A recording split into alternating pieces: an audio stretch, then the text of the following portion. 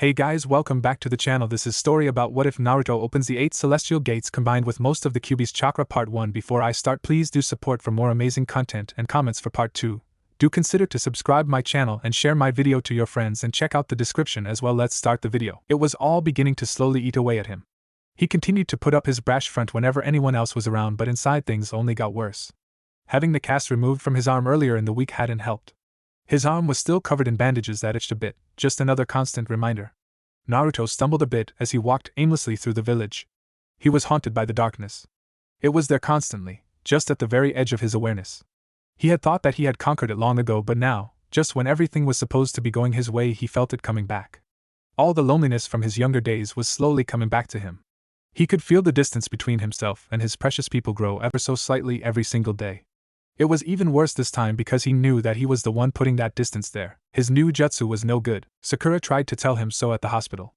Kakashi-sensei then started to tell him the other night at Ichiraku Ramen, and he bewildered past his sensei's words. Tsunade herself finally visited him and told him to never use it again. All that time, the weeks that had been like decades, had become pointless. The others tried to reassure him from time to time. They tried to tell him that he was becoming a powerful wind master, but every time he looked in the mirror he saw failure and felt useless. Even his victory over that Kakuza zombie thing had slowly soured in his mind. What was the point, he often asked himself, if he had such great power, if using it did nearly as much damage to himself as his opponent? Again. The only reason why he was likely still breathing was that damn fox. He had hurt Sakura, just like he had hurt Jiraiya. The one who hurt Sakura was you, Naruto. The words of Sensei Yamato haunted him. He had lost a lot of sleep over those words. There had been many nights that he had woken in a cold sweat, gasping in fear. Some nights he would wake several times. Although the marks were gone, he could still vividly see his claw marks on her arm every time he looked at her. The nightmares seemed to only be getting worse. His heart sank every time he thought of her now. He could have killed her then. He hadn't realized it, but he had forced himself not to think about that by burying himself into his training. Now, with all the extra time he had to himself waiting for his arm to heal, he hadn't stopped thinking about how easily he could have killed Sakura. All those years, he had thought he had loved her so much, and would have done anything to make her happy. Now all he could think was how that could be true if the fox could make him hurt her, and he had not even realized what he had done. He must have been right when Tsunade had first come to Konoha. Sakura was better off with Sasuke. Over the years he had forced himself to stop thinking that almost immediately, but now things were different. Sasuke, he was still weaker than Sasuke. How could he become Hokage if he couldn't save his first friend? That was what he had thought just the other day. Now Orochimaru was dead and apparently his friend didn't need to be saved. Maybe he needed to be saved even more and Naruto wouldn't be able to. Just another example of how worthless he was. He had hurt two of his most precious people. Who would be next? Again he stumbled. His mind kept going back to that, and he felt sick to his stomach. That was odd since he hadn't eaten at all today, and to tell the truth he hadn't been eaten much at all these past few days. He had tried staying in his apartment, and thought about pretending to be truly sick, but Sakura would have stopped by sooner or later, and she would know he wasn't sick. He would have to face her again. He fought back the acidic taste that started to rise in his throat, and he rubbed his Adam's apple. What if he hadn't struck her arm but had struck her throat, he thought darkly. A vision of himself standing over her with her throat torn out popped into his mind. He was all too familiar with that image. It was the one that almost always woke him late at night. Although some nights it was far worse, the times that horrific scene didn't wake him and the nightmare would continue after Sakura's death. Those nights were the worst. Those nightmares always ended with him screaming himself awake after everyone he cared for was dead at his hands. The smallest whimper escaped from his voice and his head swam as he imagined the light fading from her eyes and her brilliant red blood flowing into the ground. He felt even sicker now, and he leaned against a tree so he wouldn't fall down. The origin of your strength is not the Kyuubi Chakra. But what allows you to endure the Kyuubi Chakra is the strength of your own chakra. Yamato-sensei's words bubbled up through the haze. The strength of my own chakra? He suddenly stopped his aimless wandering that had almost led to Ichiraku Ramen. A look of grim determination settled onto his face as he stood in the middle of the street. He looked at the Ichiraku sign. He knew he should eat if only to keep going, but he knew that anything he ate wouldn't stay down as long as that last vision stayed so vivid in his mind. He needed something new to bury himself into, something that would take as much effort as building the Rasen Shuriken. He had one really good idea on exactly where to start looking for that something. He suddenly changed directions and started heading to the edge of the village, never noticing the shadowed figure of Hinata following him. She was very worried about him. She knew that something was bothering him, and it was much worse than the time he was looking down just before his match with Niji all those years ago. She was torn by her conflicting feelings. She had never seen him like this, and she ached to be able to find the courage to approach him and offer her help. She had come so far in so many ways, in large part because of him. Yet now, when he so obviously needed someone, she was nearly paralyzed with fear. She stole one glance back to Ichiraku and couldn't believe that something could bother Naruto so much he would avoid his favorite ramen shop. The fear gripped her heart. She suddenly felt that in the state he was in now, any mistake she made talking to him would be greatly magnified. She couldn't bear the thought of trying to reach out to him now, only to have her stutter betray her. She activated her Byakugan and drifted back slightly so she could follow him with less risk of him discovering that he was being followed. Part of her knew, though, that he was so troubled that she could probably walk directly behind him and not be noticed. It wasn't long before he found himself at Rock Lee's dojo, and he began pounding on the door, causing it to rattle ominously in a short amount of time. Lee! Open the door! I need your help, Naruto! It's good to see you, my friend. Although I would appreciate it if you didn't break my door. Lee exclaimed as he opened the door with a smile. Lee, you did something back during the Chunin exam when you fought Gaara that I want you to teach me. Naruto immediately jumped right to what he wanted. You actually remember something that far back, Naruto? Lee said with a teasing smile. He looked into Naruto's eyes and saw something unsettling. Suddenly he had a bad feeling about this conversation and was hoping to sidetrack his friend. I thought you weren't very good at remembering stuff. Naruto scowled before looking sad and speaking softly. He said, Lee, I had a pretty lousy life up until I became a genin. I guess I usually felt that most things just weren't worth remembering. It was a bad habit. I have been getting better though. Training with Jiraiya has helped. Since I became a genin, my life may have gotten harder in a lot of ways, but it also got better, so there's plenty worth remembering now. Having friends really helps, you know. Yes, Naruto, I know what you mean. There was a short, silent pause between them. Anyway, Naruto broke the silence. You were fighting Gaara and it looked like he had you beat, but you did something that let you bounce back and really press him hard. I asked Sakura later about it, and she said it involved gates or something. I need to be stronger and I think that could help. Could you teach me? I'm sorry, Naruto, but I can't. It is a forbidden jutsu. I had a feeling, but I need more strength to catch up to Sasuke. I have to keep my promise to Sakura-chan and bring him back, even if he's become a world-class asshole. You seem very angry with him, Naruto, almost like you don't want to bring him back. Just because he's the first real friend I ever had doesn't mean I can't be pissed off at him. How can I become Hokage if I can't save my friend? Besides, you know I can't break that promise to Sakura. I thought you were madly in love with her yourself, Naruto. Do you really want two rivals for her affections? Again Lee smiled as he tried to tease his friend and sidetrack him away from thinking about the jutsu he wanted. Talking about Sakura had always sidetracked Naruto in the past. Lee, don't get me wrong, I do love her, but it's not like that for me anymore. Naruto said as he looked down, his stomach twisted as again he got the vision of his claw marks on her arm. Sakura is more like a sister to me now. Even if her feelings for Sasuke changed, she would never love me like that. Naruto's voice dropped to a barely audible whisper. I don't think anyone should love me like that anymore. His voice rose again, and neither of them noticed Hinata fade deeper into the shadows of the nearby trees before she turned and ran away. Besides, if there's anyone Sakura likes other than Sasuke, it's you, Lee. He finally finished. Me. The green-clad ninja's eyes grew wide. He was a little stunned about what Naruto had told him about the flowers, and he had completely missed Naruto's whisper. Hearing Naruto's opinion of Sakura's feelings towards him had shaken Lee's world. Of course, you fool, even I know that one. Didn't she ever tell you that all the flowers you got at the hospital were from her? Anyway, I need to get stronger and I need greater chakra control. Well, Lee was more than a bit dazed now. Oh yeah, for chakra control you should see Niji or Hinata. No! I won't put Hinata at risk. His determination even surprised himself. His voice steadied and lowered. She's a lot stronger than most people would ever guess. Stronger than Sakura in many ways, but I don't think she's strong enough to help me with this, and I'm sure Niji isn't. Besides, I've been working with Kakashi-sensei and Yamato-sensei in that area. It's the raw power part that I'm really concerned with. Wait, you think Hinata is stronger than Niji? Lee paused.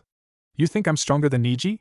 Now he felt doubly dazed between that and what Naruto said about Sakura liking him. Well, you're strong enough, or rather more importantly, you are fast enough with your speed. If anything really bad happens, you should be able to outrun me anyway. Really bad? Naruto, what do you mean? Naruto paused. Lee, you really don't want to know. After the time we saved Gaara from the Akatsuki a few months back, we had a follow-up mission to get some information on Orochimaru. Well, we actually ran into Orochimaru, things got ugly and I hurt Sakura. That's why I need your help and why I can't ask Hinata or any of the others, even Niji. You're the only one who might teach me this. Kakashi-sensei and none of the others would. It has got to be you. You hurt Sakura? Lee asked with a tinge of cold anger creeping into his voice. Naruto looked down in shame. I'm serious, you really don't want to know. I need more power to keep something else in its place. Right now Sasuke is more of a cover for my seeking greater power. Naruto, I don't know, it is forbidden for a reason. Naruto looked directly into his friend's eyes. Lee, I need more power so that never happens ever again. I don't want to ever hurt any of my friends ever again. Surely you can understand that. Lee looked at Naruto and realized that nothing, not even the Hokage herself, would stop him in this quest if that was his reason. Okay Naruto, I will try. One more thing. Naruto pulled a piece of paper out of his pocket. If I start to lose it, slap this seal on my forehead. Immediately, Lee looked confused but took the seal and looked at it. Naruto, I've never seen anything quite like this. It looks like a very powerful seal that was made just for you. Jiraiya made it. It works with my necklace. Although it's better to have Sensei Yamato around. Naruto looked at Lee. If it fails, just run Lee, drop your weights and run. Find Kakashi and Yamato but don't stick around. Please, you've got to promise me that you will drop your weights and run. Drop my weights? Sure Naruto, whatever you say.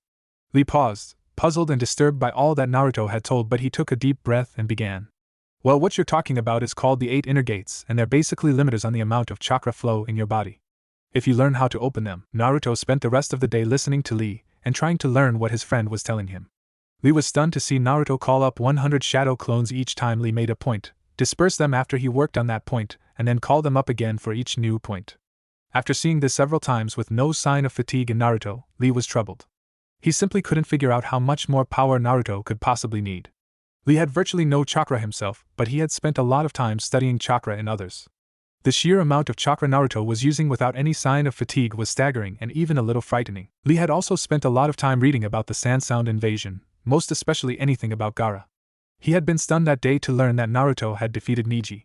He also had trouble coming to grips with how Sasuke faced Gaara before the Genjutsu had knocked him out. It had taken a lot of time and persistence, but after nearly a year and a half he had found the final report that had detailed the battle that led to Gaara's defeat. He had always had trouble believing the report, especially since the best account was from Kakashi-sensei's ninja hound Pakken. Naruto oddly enough had never bragged about the fight or gave any really solid details about it when debriefed. Sasuke never said anything either before he ran away, as far as Lee knew, and his official debriefing was nearly as sparse as Naruto's. Sakura was unconscious for the final fight, and the only other witness was the Sand Kunoichi Temari, who also never gave any real details about the fight, but she did say that Pakken's report was correct. Reading about hundreds or possibly thousands of clones, Gaara turning into a giant sand monster, and the giant toad Gamabunta had simply seemed too unreal when it was all tied to a not quite 13-year-old Naruto. Working with Naruto now and seeing how effortlessly he worked with hundreds of clones finally convinced Lee that the report he had read was in fact true. Hinata had stopped running and found herself a short time later in one of her sanctuaries. She was somewhat devastated from what she had just learned. Although often tempted, she really didn't follow Naruto around. She would covertly watch him any time they were in the same area, but she really didn't follow him. Every time she did watch him, she was waging a fierce internal battle within herself between her desire to talk to him and her fear that she would mess up somehow and he would dislike her. Even though she knew that he would never really dislike any one of his friends no matter what, she wanted more than friendship from him. The few times she had actually followed him was always due to something extraordinary. She had followed him around the village when she heard rumors of him having a baby. That had turned out rather embarrassing. She had followed him to the exit of Konoha when he left with Jiraiya years ago. She had been very upset with herself for a very long time after that because she hadn't been able to summon the courage to even do something as simple as say goodbye. Nothing she had ever seen in Naruto in the past had ever been as bad as today. She had seen him upset on a few occasions, and it never seemed to last very long. The only time that even came close to comparing to the state she had seen him in today was when he didn't graduate from the academy. That had lasted less than a day before he had somehow turned the tables and got his Hittite. None of their classmates had ever found out how he had done that, to her knowledge anyway. This time it was obvious to her that he hadn't been eating properly for a few days. She didn't think anything could turn off Naruto's appetite like that. After seeing his current state along with watching him turn away from Ichiraku's was enough for her to overcome her hesitant nature concerning Naruto and follow him to find out more. She sat at the edge of the pool near a small waterfall that was within one of Konoha's outer and less often used training grounds. Being near waters like this pool and waterfall almost always made her feel better. There was a small pond and small artificial waterfall in the Hyuga Gardens. Her mother had brought her there often before she died, and being near water with her mother were some of her earliest memories. Now she was at a total loss on even what to think, let alone what to do. She was still trying to come to terms with the fact that Naruto believed that nobody should love him. How could he possibly have come to that conclusion, she kept wondering. Naruto had said that he loved Sakura like a sister. For a brief moment her spirit soared when those words processed in her head. That quick flash of excruciating pain that appeared on his face as he said that though completely baffled her though. To hear him whisper that he didn't think anyone should love him had brought her spirit crashing down. Something devastating had happened to him. With a grim determination she decided that she was going to find out what it was, and no matter what she was going to help him. He never really knew how much he had helped her, and now she felt he needed someone to help him more than he ever had before. Her determination settled into her face, and she suddenly felt calm. Not quite a week had passed. Naruto was irritated with himself over his lack of success opening the 8 inner gates. The lack of sleep probably wasn't helping. So far he'd only been able to open the first one. Doing this project in secret along with a couple of others he had going wasn't helping. He was taking a break and eating some instant ramen in a cup while reading a pilfered scroll when someone knocked on the door. 1 second. He mumbled loudly through a mouth full of noodles as he hurriedly buried the scroll in a pile of typical jutsu scrolls he always had lying about his small apartment. It was for another one of his secret projects. Although the way he'd been feeling lately he hadn't done anything more than sneakily get some scrolls and partially read them. He glanced at the pile of scrolls, figured the ones to worry about were reasonably hidden, jumped up and opened the door. Sakura-chan. What's up? He beamed his typical smile for her, despite still imagining his claw marks on her arm. He also fought a strong urge to panic and glanced at the pile of scrolls. Come on, we've been ordered to see the Hokage. At least you're awake before noon this time. Looks like we've got a mission. His friend returned his smile as she grabbed his undamaged arm and pulled him out of his apartment, much to his relief. But Kakashi-sensei, Yamato-sensei and Sai are out on a mission. I thought we would be staying home for a little while. He stumbled over his words as Sakura dragged him along. He really didn't want to go out on a mission without one of his senseis. I'm sure Tsunade-sama will have everything taken care of. It didn't take long for the two friends to get to the Hokage's office. As they walked in, Naruto was slightly stunned to see Hinata and Jiraiya already there. Ero-sennin? You're still here? Naruto was greatly relieved to see Jiraiya and slightly nervous at the presence of Hinata. Naruto smiled at her, and she averted her eyes, but not before he saw a look of sadness in them. He couldn't quite puzzle it out exactly why, but this was somehow different from the glimpses he caught all the other times Hinata averted her gaze. No time for getting reacquainted, Naruto. You can do that on the mission. Tsunade scolded him. There's a chance that this one is actually going to be 2 C-rank missions. I have some sensitive documents for the Kazekage. You're to head to Suna, meet the Kazekage, hand the documents over personally, and then if needed help Sakura gather certain herbs that grow along the northern border of wind. Most likely Suna will already have many of the plants that Sakura is looking for. If they have everything on her list you can return home, otherwise stay in the field until you find everything on that list. Make sure you get the written permission of the Kazekage though before you go wandering around the country of wind. Hinata will be joining you as well. The gardens of Suna aren't likely to have everything. With the rest of her team out on other missions she's available, and she'll be a big help to Sakura. I don't know, Granny Tsunade, are you sure that Hinata should come with us? Do you really want her exposed to the likes of Ero-sennin here? Sakura at least is used to him, sort of, you know, and she's almost as strong as you are. So he isn't likely to try anything on her, but I'm not so sure he can be trusted with 2 attractive young women. Will you just die already? Jiraiya hit Naruto on his head, knocking him to the ground as both of the girls blushed, Sakura slightly, and Hinata brightly. And would you please knock it off with the Ero-sennin? I am the wise and powerful Toad Sage. As much as I hate to admit it, you do have something of a point, but all 4 of you are going and that's final. If Suna doesn't have everything we need, Sakura will need Hinata's help to find the plants we need. Now go get ready. Tsunade answered. Naruto said I was attractive. But it's obvious he doesn't want me on the mission. Hinata thought to herself, as she was both elated and deflated by her thoughts. As she thought back to what Tsunade had told her before Naruto and Sakura arrived. I'm backing up Jiraiya-sama to scout out one of Orochimaru's lairs. Even though Orochimaru is supposedly dead, Tsunade-sama thinks it's still dangerous even for Jiraiya-sama. Not even Sakura is to know, although I think the whole helping to find special plants excuse is a little thin. I think I need more information. Naruto hung back as Tsunade dismissed them and the other 3 began to leave the Hokage's office. When they turned to look back at him, he waved them off. Yes, Naruto? Tsunade asked suspiciously. Tsunade-sama. Naruto began. Finally, a little respect from you? This ought to be good. What do you want, Naruto? It's got to be something. Well, are you sure about Hinata or even Sakura? I'm sure Jiraiya and I could do this mission without them. He probably knows plants and stuff pretty well. Tsunade's gaze softened. I see this is really about the time you fought Orochimaru, isn't it? She asked. Well, yeah, I guess so. Naruto shuffled in place uncomfortably while he looked down shamefully and slightly embarrassed. Listen, don't worry so much about it. Jiraiya will keep an eye on you. Besides, you 2 idiots would have a hard time finding sand in the desert if you were on your own. Now get out of here and go get ready. Naruto scurried out of Tsunade's office and ran down the hall, colliding with Jiraiya as he rounded a corner. Hey, calm down a bit, Naruto. The Toad Sage looked Naruto over. So what's on your mind that you needed to talk to Tsunade privately? Just stuff. Naruto shuffled around a bit, squirming under his teacher's gaze. Stuff, eh? You seem a bit overly concerned about the girls, kiddo.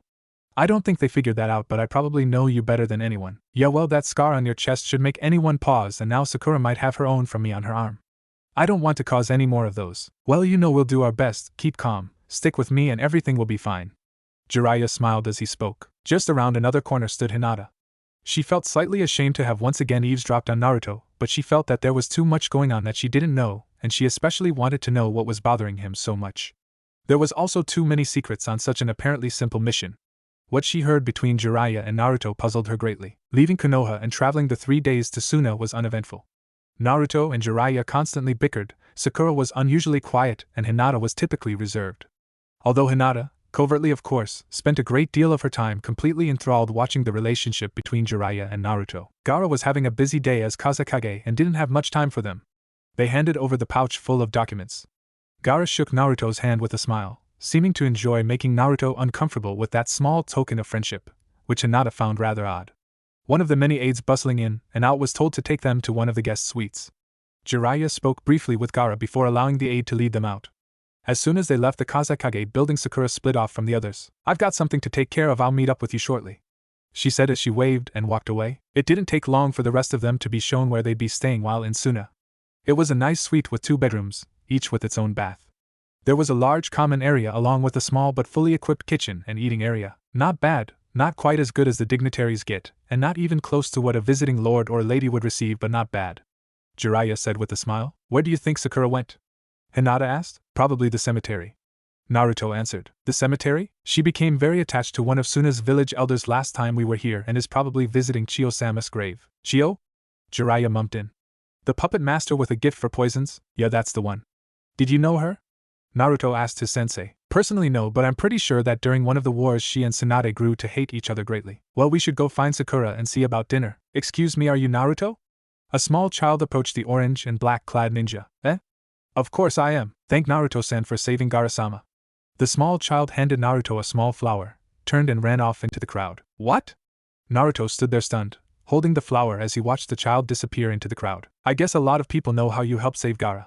He's become quite popular with the younger people of this village, you know." Jiraiya smiled. The trio turned and entered the cemetery. Sakura was easy to spot off to the far edge. "Sakura! Come on, let's go! We're going to get something to eat!" Naruto yelled out. "Fool!" Jiraiya hissed. "This is a cemetery, keep your voice down." It didn't take long for Sakura to walk up and glare at Naruto. The 4 wound their way through the streets of Suna with the 3 teenagers giving Jiraiya the lead. It didn't take long for Jiraiya to locate a restaurant he deemed suitable. Dinner was an oddly quiet time. Naruto seemed to have finally learned not to complain, at least not out loud when a meal wasn't ramen. Most of the food was a bit spicier than what was typical in Konoha, but quite tasty and filling. They wandered a bit through Suna, but they were all tired from the journey, so they headed back to their suite. Sakura and Hinata decided to wash up a bit, while Jiraiya headed off to the room he was sharing with Naruto to get some writing in. Naruto decided to stretch out and relax in the common area.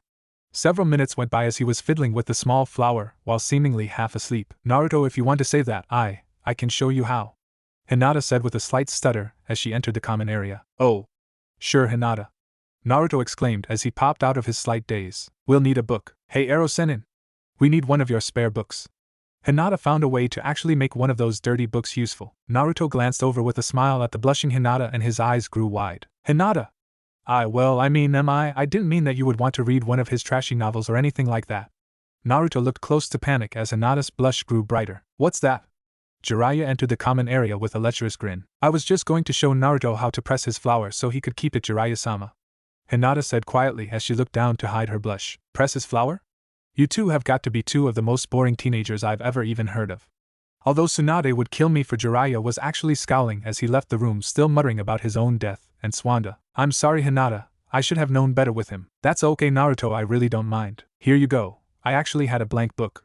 Now none of us have to worry about anything," Jiraiya said as he re-entered the common area. Hinata took the book, took the small flower from Naruto, placed it roughly in the middle of the book and closed it. "It really should be a heavier book to properly press the flower," she said with a slight blush as she handed the book to Naruto. "Thanks, Hinata, this is great. Okay, enough you two. We're going to get an early start tomorrow, so it's off to bed. Come on, Naruto. Hinata tells Sakura that we'll be receiving the plants and herbs we were looking for on our way out tomorrow," Jiraiya said as he left. "Hi, Jiraiya-sama," she answered. "Well, good night, Hinata, thanks again," Naruto said as he turned to the bedroom. "You're welcome, Naruto-kun, good night."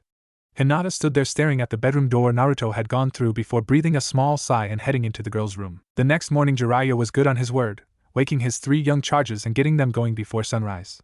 They were able to actually use the small kitchen to prepare a light breakfast before heading out. About halfway to the gate they ran into Gaara, who apparently had been waiting for them. I'm sorry I don't have more time. Jiraiya-san let me know yesterday that you would be heading out very early. Here's everything we had that was on your list, Sakura. One of the herbalists left a list of the missing ones inside. I also brought your passes, he said as the four approached, and he handed a package to Sakura before turning and handing some papers to Jiraiya. Thank you, Gaara-sama, Sakura said with a slight bow. That's okay, it's still good to see you. Naruto jumped in as he peered closely at his friend. You should stop by Konoha soon. You know those bags around your eyes are fading. Yes, without Shikaku I can finally sleep peacefully. Cool, remember what I said though, you should visit us when you get a chance. I'll keep that in mind. Gaara reached out his hand and this time Naruto grasped it without hesitation. See you soon then. The four turned and headed off while Gaara smiled just a bit as he watched his friend leave. They traveled almost directly north and slightly to the west for almost 2 whole days until they got to the edge of a large forest. Trees? I thought most of Wind Country is desert. We aren't at the border yet, are we? Naruto piped up looking confused. Actually a good chunk is heavily forested, especially near Bird Country, along their northern border. Jiraiya-sama. Hinata whispered and nodded slightly. The Sannin concentrated along the direction Hinata indicated. Looks like a sand ninja patrol. A few moments passed and 4 sand ninja appeared before them, 3 of which looked very young. You guys are a little off of and of the trade routes that visiting ninja are supposed to stick to while in Wind. You're even further than most from Konoha ought to be. The older and obviously lead ninja spoke as he warily eyed Jiraiya and the 3-leaf ninja. That's quite alright, Jiraiya said as he walked forward and pulled out the papers Gaara had given him. We've got dispensation from the Kazekage to look for some special herbs near the northern border of Wind Country. The leader took the papers and looked them over. Good, everything looks like it's in order, thankfully. By the look of you guys, the last thing I'd want to get into would be a fight with you while I've got a bunch of green genin on their first patrol. That's understandable. How far are we from the border anyway? Jiraiya asked. It's about 40 kilometers or so further along. It's been pretty quiet lately. We've finished our sweep and are heading home ourselves now. The older sand ninja glanced at the papers again and looked up in surprise at Naruto and Sakura. I didn't realize it was you two. My apologies for the delay. Us too? Naruto asked, puzzled. Naruto and Sakura. You two were 2 of the leaf ninja who helped rescue Gaara-sama. He bowed deeply to the 2 teenagers. Thank you. It wasn't that big of a deal. I'd do it for any one of my friends. The older sand ninja smiled. Thank you anyway. We do have to go though. With a wave all 4 sand ninja faded from sight. Don't let that stuff go to your head, Naruto, Jiraiya said as he smacked Naruto lightly on his head. Let's go now. I think it's about 5, maybe 6 kilometers more before we can even start looking for what Sakura needs. Looks like we'll get to that area with just enough time to set up camp for the night. The 4 headed off expecting to stop in a little less than an hour. So is the trap ready? One shadowed figure in a black cloak with red clouds spoke to another. Yes. They've killed too many of us. It's a bad habit that we're going to break. With Orochimaru now gone, we were able to acquire many sound ninja for this job along with the many grass and cloud ninja we had already hired. If Kakuzu were still alive, he'd be most upset over the expense of this operation. We've also lost track of Itachi's brother, but I'm sure we'll be hearing from him soon. With him out for Itachi, it is now a priority to deal with these leaf ninja. All of the hired ninja on this job have very explicit orders not to kill Naruto, but I offered 10 million ryu for Jiraiya's head and 5 million for Sakura's. The larger figure draped in black with red clouds replied. What about the Hyuga? She really doesn't matter to us. Although I imagine the cloud ninja will be out to capture her for the Byakugan, probably alive. If the grass ninja realize who she is and what she means to the cloud ninja, they'll probably kill her and try to destroy her body. You don't think they'll try to capture her themselves? No, they're too small compared to Cloud. They're likely to take a chance to kill her in order to prevent Cloud from gaining the Byakugan. I doubt they're willing to take the risk of upsetting Cloud to gain it for themselves. Everything sounds good then. This looks like a decent spot, Jiraiya said as they entered a wide clearing. Hinata hesitated. Something wasn't quite right. She looked over to Jiraiya, who suddenly grew still. Byakugan, she called out. She was stunned to see dozens upon dozens of ninja off in the distance. She looked further and realized they were surrounded. Jiraiya-sama, she said softly but urgently. Yeah, I sense them too. What's going on? Naruto and Sakura both asked. We're surrounded, Jiraiya whispered. What do we have, Hinata? At least several hundred, I would say. There could be many clones, but it doesn't matter, they've got a tremendous amount of power. I'd say that many, if not most of them, are Jounin level, Hinata said as she relaxed her Byakugan. It'd take them a minute or so to reach them, and she knew that she would soon need every scrap of chakra she had. The 4 stood in a loose circle, each facing a different direction, and waited. It didn't take long before the first attack came. A wave-like mass of rolling rock and earth bore down on them. Naruto and Hinata jumped off together in one direction while Sakura and Jiraiya flew the other way. Fire suddenly poured over the first attack and a vortex of water flew towards Sakura and Jiraiya, driving them further away from their 2 teammates. As Sakura and Jiraiya readied themselves, several tornadoes headed their way. There was an odd shimmering behind the spinning masses of air and lightning crackled within the clouds over the tornadoes. Katon! Gakakya no Jutsu! Jiraiya yelled out as he generated a massive fireball that impacted most of the approaching tornadoes. Damn, he's at least as fast as Kakashi is when making seals. Sakura thought as she watched Jiraiya's hands blur again. Futon Sakura missed the rest of what Jiraiya was saying as the tornadoes and fireball exploded, but she knew enough to duck as Jiraiya fired off an incredible mass of destructive air. Sakura! Jiraiya called out as he jumped over to her, grabbing her as his hair expanded and wrapped around the two of them. Sakura's last sight before being enclosed was seeing that the shimmering behind the air and lightning attacks was revealed to be some sort of sonic attack. There was an odd humming as Jiraiya's spiky shield of hair absorbed the sonic attack. Jiraiya staggered slightly as his hair receded. Apparently with his hair being connected to his head it allowed some of the sonic energy to get to his ears. Before he could shake it off though, an unbelievable amount of huge boulders came crashing their way. There's just no way any single ninja could have pulled off such a massive earth attack by themselves. Sakura thought as the uncountable boulders rolled their way. This time it was her turn to grab the slightly stunned Jiraiya. She jumped over to the side a bit and picked one of the larger rocks heading their way. Building up her own ridiculous strength, she quickly but carefully eyed the monster rock. Screaming out, her free arm blurred as she struck the rock dozens of times in a very precise manner. Both her and Jiraiya were struck numerous times by a large amount of shrapnel flying off the rock from Sakura's strikes. There was a loud boom as the rock teetered and fell on top of them. Dust billowed out, and the area was suddenly still. The ninjas that had been focusing on Sakura and Jiraiya turned to look across the field at their other two targets. As they looked, they saw the girl fall. The battle raged on. Naruto had lost track of Sakura and Jiraiya, but Hinata was always nearby. Her arms would blur from time to time, and every attack that came close to her failed. Naruto seemed to be everywhere at times, and with his shadow clones he pretty much was everywhere at times. Dozens of ninjas surrounded the two. Naruto and Hinata found themselves standing back to back. Shago Hakurokuji Yanshu. She softly spoke as she once again began her ultimate defense. Naruto began to build up chakra in each hand. Rasengan. He muttered as a shimmering sphere appeared in each hand. Shuriken, kunai, and all manner of weapons were repelled by Hinata's defense as it encompassed herself and Naruto. On your right, she whispered. Taking her cue, Naruto darted out, releasing a Rasengan into the chest of one enemy that came within his range. Hinata shifted slightly so he was continuously covered. He quickly formed a new Rasengan and returned to being up against Hinata's back. On my left, front and right, low, she said in her soft voice. Naruto spun and from behind Hinata he reached forward under her arms. He released the two Rasengans. One went to the fist of a cloud ninja and the other to a kicking foot of a grass ninja. Naruto and Hinata easily heard splintering bone as the two Rasengans hit.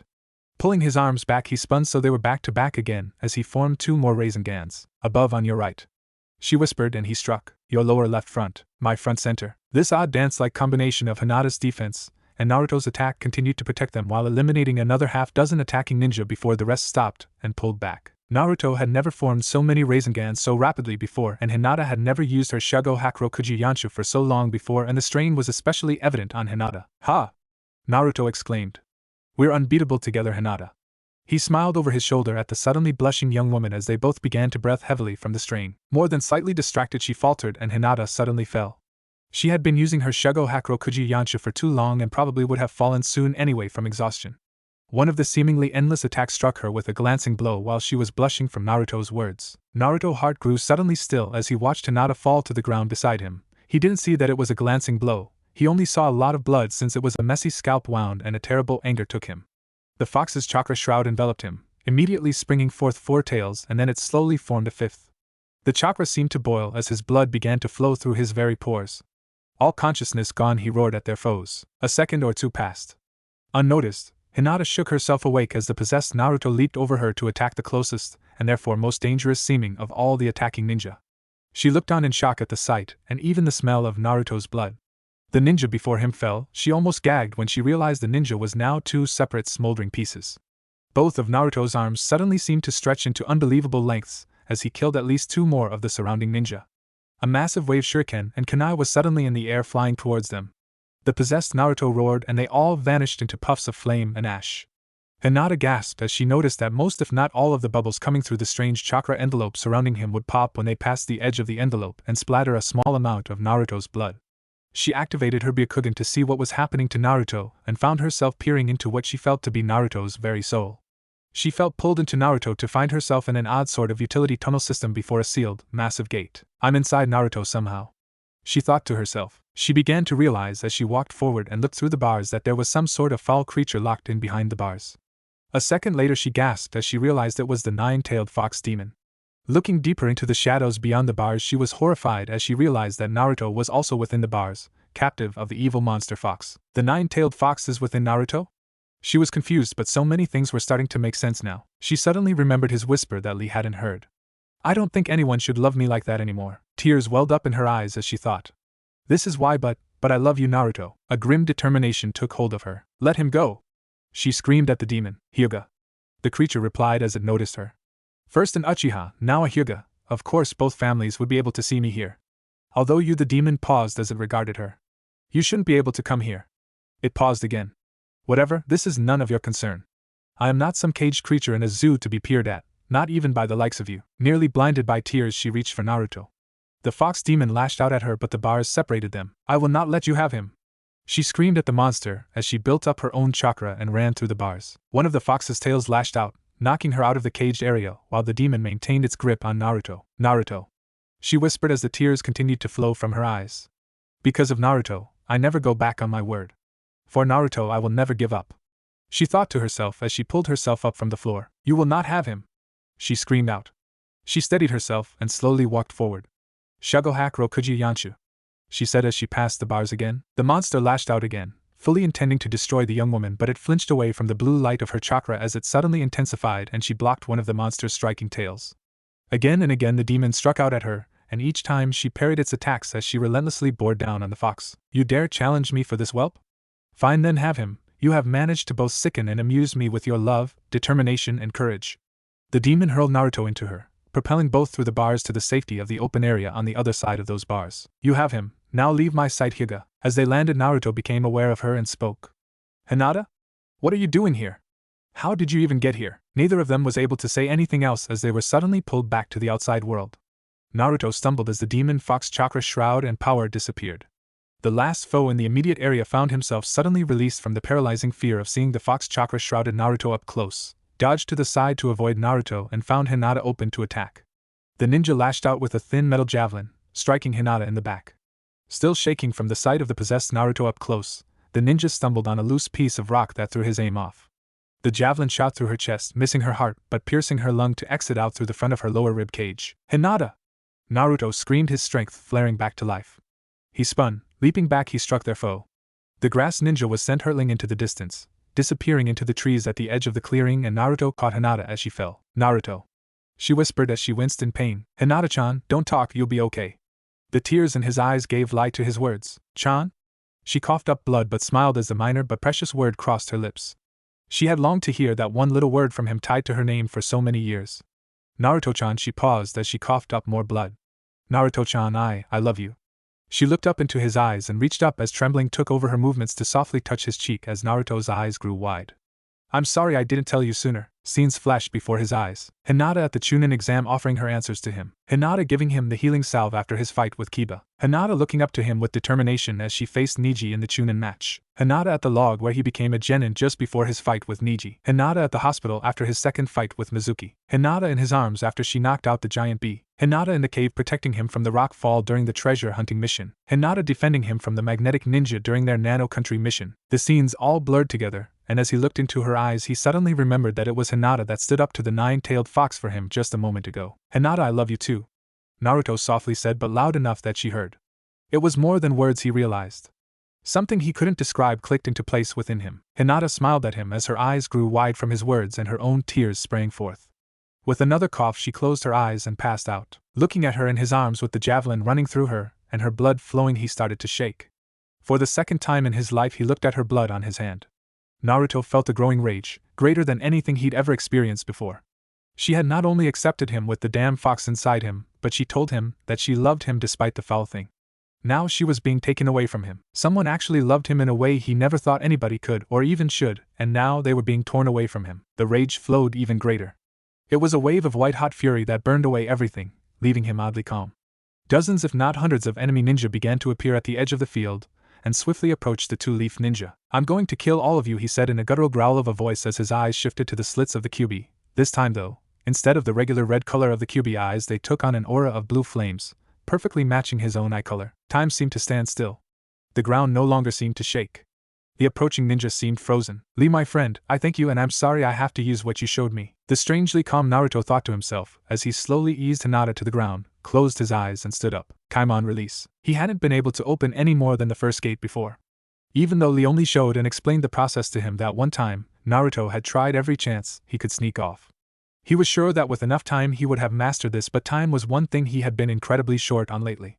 Those few times he had been able to get away from his friends and teachers, no matter how many clones he made, he always got stuck after the first gate. This time was different. Kyuuman release, Simon release, Shaman release, Taman release, Kiman release, Kaiman release. They all opened with ease this time. I'm sorry too, Hinata. I should have realized sooner. I really am the Leaf Village's knucklehead ninja. He thought as he opened his eyes and looked at her for what he truly believed was going to be the last time as the ground around them shook even more violently with his power. He closed his eyes again. Shimon release. The world seemed to explode. Naruto was bathed in a blinding aura of blue chakra fire. Once again he stood before the massive gate that held the nine-tailed fox. What? Are you back already? Are you that weak? The demon snarled and then glared at him. How's your girlfriend? The dark beast chuckled. Naruto's fury lashed out at the monster, and for the first time it pulled back ever so slightly. Never before had it encountered a rage that came close to matching its own. I'm not asking this time, fox. He screamed as he reached out, and somehow tore the nine-tailed fox's chakra from the demon. He opened his eyes and looked around at the multitudes of foes that had hesitated while approaching him. The demon fox's aura suddenly poured out beyond the blue fire of Naruto's own chakra. Somehow the massive outflow of his own chakra was shielding him from the insane amounts of red chakra of the demon fox. The blue and red mixed as Naruto began to take the form of the nine-tailed fox demon and started growing. This Naruto fox though was a nearly glowing white with highlights of blue and red chakra fire. The huge Naruto beast monster raised its head and howled as its nine tails flailed about, decimating dozens of ninja, sending body parts and blood flying in all directions. Off in the distance, Sakura found herself shaken awake by the monster's rage. It could only have been seconds earlier when she had used her insane strength to hollow out a small section of one of the boulders that had almost crushed her and Jiraiya. Gathering her strength, she yelled out, and while focusing her chakra slightly differently than when she created the Hallow, she hit the rock above them a few times, causing it to fracture and crack into several pieces. With a groan, she managed to push one of the pieces of the massive rock off of herself and Jiraiya, freeing them from the enclosed space that had trapped them. It was almost too much for her despite her massive inhuman strength. Her eyes grew wide as she saw the monstrous and growing white fox form in the distance. Using her medical jutsu, she quickly revived Jiraiya. Whoa, that was worse than a knight trying to outdrink Tsunade. The Toad Sage muttered, his ears still ringing from both the sonic attack and the multiple head strikes he had taken when Sakura carved out that little safe spot. His own eyes suddenly grew wide at the sight of the huge white monster fox. As he counted 9 tails, his mouth fell open and he visibly paled. Naruto, he whispered. The white monster reared up on its hind legs and intense balls of chakra began to form at not only both of its front paws/hands but also one at the tip of each one of its tails that had all stopped flailing and had spread out. Far off in the distance they heard what was obviously Naruto's voice, although it was heavily distorted. Rasengan. Oh no. Sakura, we have to leave. The Toad Sage anxiously looked at the 11 Rasengans, each slowly growing to nearly a full meter across. He gathered a tremendous amount of chakra, bit his thumb, began to form seals and called out while slamming his palm to the ground. Kuchios no Jutsu. Gamabunta appeared and immediately spied the white monster. Jiraiya, what is that? The huge toad demanded while scowling, eyeing the Naruto fox in the distance. I hope you don't expect me to fight whatever that thing is. That thing is Naruto, and right now we need to immediately get out of here. He's about to live up to his name, Sake. His name, Sake? Sakura asked. Yes. The maelstrom. Again Naruto's odd voice was heard. Rasen Shuriken. Jiraiya's eyes widened in fear as the 11 huge balls of rapidly rotating chakra began to seemingly swirl, developing an edge as the Naruto fox began to mold all of the Rasengan spheres, infusing them with elemental wind energy. Naruto spoke again. Rasen Shuriken Kyuubi Naruto. The 11 Rasen Shurikens continued to grow and slowly began to spin around in a massive circle, each one jumping between Naruto's hands and tails. They began to circle overhead even faster and slowly began to merge together. Despite spinning rapidly individually, they slowly began to form a massive spinning torus. As they watched, it began to expand into a larger and larger ring of energy. The sky began to darken and rain began to fall. How did he pull that off? Jiraiya muttered as he watched the now dark sky begin to swirl around Naruto. Somehow Naruto had pulled elemental water energy into the mix. Suddenly the white monster stood within a circle of sunlight as the center of the spinning clouds above began to open. In a short time it was looking all the world like the white monster was standing within the eye of a natural hurricane. Jiraiya, can you see who that is on the ground under Naruto? I think it might be Hinata, but I can't make them out. Sakura asked. It looks like a dark-haired young woman with a leaf head protector around her neck. She has a spear of some sort sticking out of her chest. The Chief Toad spoke. Well, I guess we now know what drove Naruto over the edge. Unfortunately, we can't stay here. Once he releases that thing, it'll destroy everything for kilometers. I'd say that if Hinata is still alive, she's probably the only one that even has a chance of surviving this. He's pouring truly ridiculous amounts of not only the fox's chakra into that thing but his own as well. In fact, it looks like far more of Naruto's chakra is mixed in than I would have ever imagined possible. Looks like Naruto picked up how to open the 8 inner gates used for the Lotus sequence somewhere along the line. It also looks like he's pulling off the perfect destructive mixture of air and water elements. Jiraiya said, The Lotus? Sakura paled as she remembered what that jutsu had done to her friend Lee. Master Jiraiya, can you tell how many gates Naruto has opened? The pink-haired young woman nearly whispered as she hung her head. Jiraiya scowled but knew he couldn't lie now. I'd say all of them. Seriously though, if we don't want to die we have to leave immediately.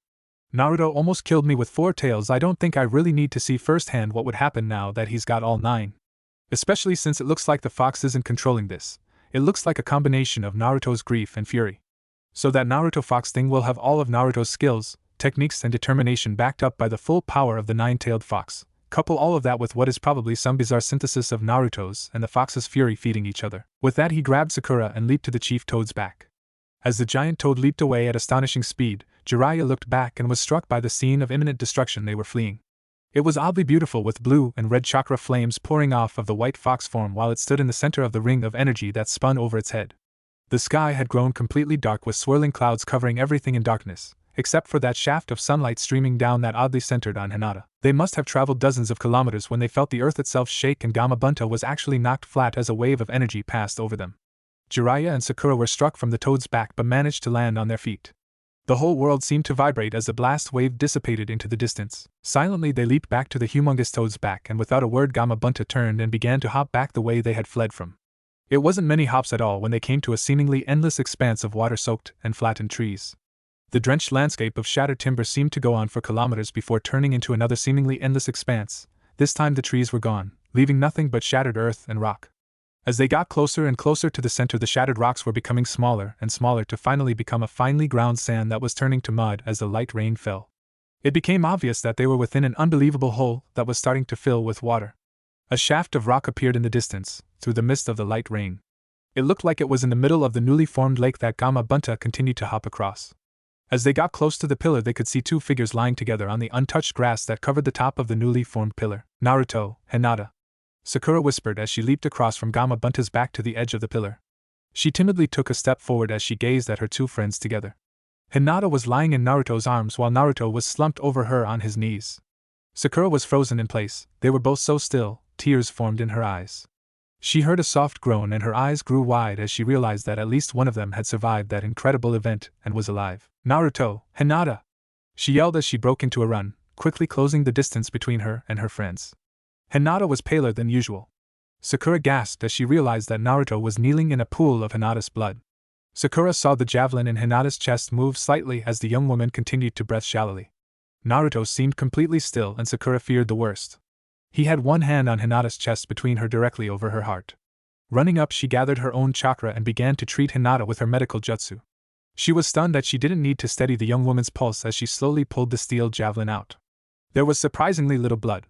Sakura worried that most of her friend's blood was already gone, absorbed into the ground. Sakura pulled back in shock as she felt through her medical soft blue tendrils of chakra pull the wound closed. The tendrils started to fade, but before they vanished she was stunned to sense that they traveled through Hinata and seemed to emanate from Naruto's hand.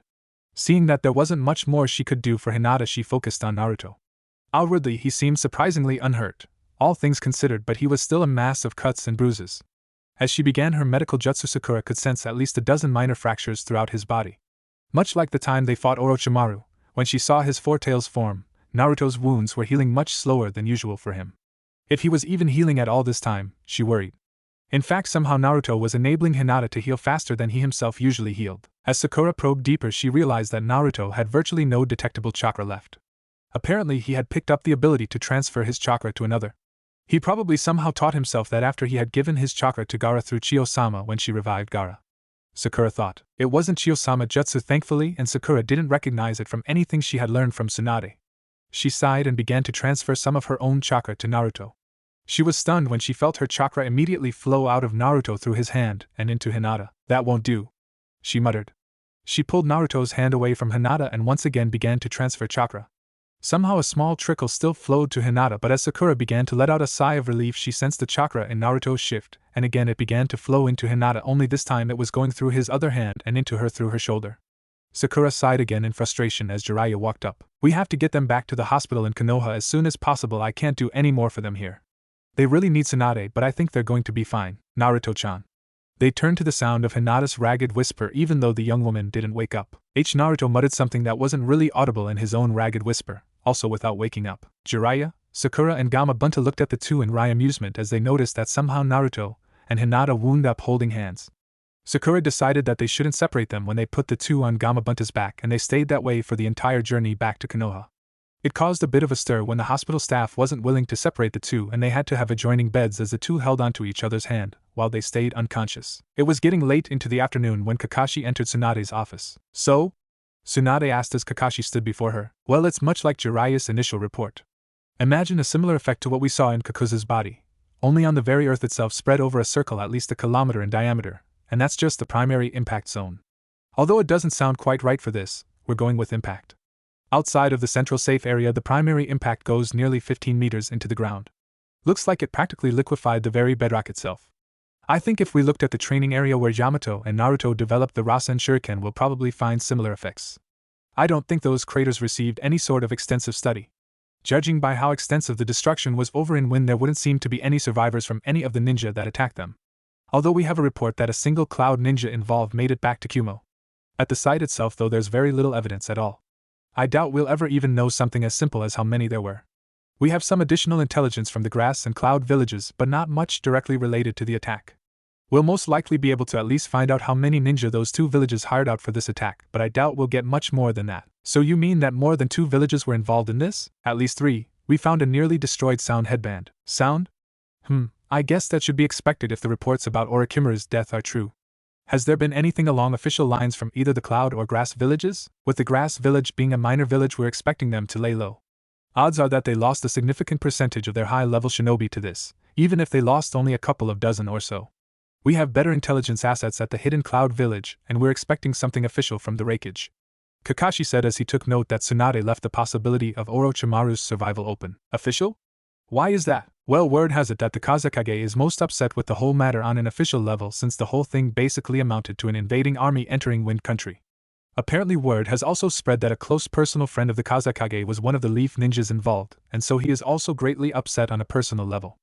Another thing, it seems that it was leaked out that one of the Hyuga clan was seriously hurt in this mess, although word hasn't gotten out that it was the Hyuga heir. Do you think that information has gotten to Kumo yet? Looks that way. We're pretty sure that the Reikage will maintain his seat, but at the very least it is looking like there's going to be a bunch of open seats on their council shortly. Really? Well, with tensions high between lightning and water lately, I doubt the Reikage wants to add Konoha and Suna to the list of people aligned against him. Toss in that this is dredging up the whole Hyuga fiasco again over there, and with nothing more than a few messages we can probably make the Reikage sweat quite a bit. Tsunade actually smiled at this. It wasn't a pleasant or happy smile. In fact, Kakashi almost stepped back from the obvious anger smoldering behind that smile. Actually, I believe that Hayashi is considering requesting permission from you to declare a family vendetta against a clan or two in Kumo over this. I may just grant him that. Tsunade looked at the reports on Hinata and Naruto. I may even declare one myself. She murmured softly. That would be a bit unusual, wouldn't it? Perhaps, but it may just convince them to knock this garbage off. Maybe I should simply adopt Naruto. She paused, looking thoughtful. Since word is going around that the Kazekage is upset over his personal friend being hurt, I think it would be a good idea to leak out that person is also a personal friend of the Hokage as well. We'll hold off on anything like adoption. Kakashi looked a bit startled at that. Of course, Tsunade picked up Hinata's report. How is she doing anyway? Well, she did wake up a short time ago, and she refuses to leave Naruto's side. The doctors are reluctant to even try to separate the two since that odd link is still in place. In fact, they've requested that you personally come as soon as possible to examine them now that she's awake. That sounds like a good idea. I'd like to talk to Hinata as well. Go get that damn pervert and Sakura and meet me there. If I get a chance to talk to her privately, just hang out near their room. I'll leave the door closed if that's the case. Tsunade got up and headed for the door as Kakashi nodded and disappeared in a poof of smoke. It didn't take long for Tsunade to get to the room holding Hinata and Naruto. She quietly let herself in to find Hinata sitting in a chair next to the bed holding Naruto's hand as they both seemed to be asleep. There was the slightest smile on Hinata's face. Ahem. Tsunade said softly after walking up to them. Hinata's eyes flashed open to see the Hokage standing over her. Her pale eyes darted to Naruto's hand in her own and darted back to Tsunade as a soft blush filled her cheeks with color. Tsunade was pleased that the young woman continued to hold Naruto's hand despite the fact that doing so was a source of embarrassment. Lady Hokage-sama, relax. Hinata, please call me Tsunade. Seems you've gotten pretty deep into this with Naruto, haven't you? Hinata's soft blush flared to a bright crimson. Well, you see, I said relax, it's obvious that you care deeply for him. I'd like to hear what happened from you. Well, you know that we were attacked by a large number of ninja. Hinata looked up at Tsunade. Yes, go on, I've already talked to Jiraiya and Sakura. Just tell me what happened with you and Naruto. We had gotten separated from Jiraiya and Sakura and were fighting them off back to back. The young woman looked down and whispered. It's all my fault. What? Tsunade bent down and lightly lifted Hinata's face with her finger under Hinata's chin to see that tears had started welling up in the girl's eyes. Don't believe that, Hinata, but it is. We were doing so well, none of them could get past my defense. I was leaving openings for them to attack and letting Naruto know about incoming attacks that he would be better at taking out than I would be. Naruto was knocking any out that got close with Rasengan after Rasengan. He even fired off 2 Rasengans at one time. I continued to use my Byakugan to give him direction on where to attack. Hinata's voice dropped to a whisper. It was incredible. Wait, Naruto was using multiple Rasengans? In quick succession? Was he using his clones? He almost always had one in each hand, and yes, he was able to create a replacement Rasengan in less than a second every time he used one. There wasn't enough room for any clones. In fact, Naruto had to crouch most of the time to stay within my Shugo hack.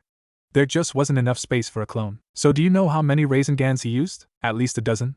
She paused, looking down at the floor again. Hinata, it's okay, you can tell me. He told me that we were unbeatable together. A tear rolled down her cheek. I couldn't believe that he said that about me, and an attack slipped through. I was knocked to the ground and blacked out for a brief moment. That's why I know it was my fault. She hesitated and looked at Tsunade. I was only out for a second or so, and when I looked up Naruto was I'm sorry, I can't tell you. I can't betray Naruto.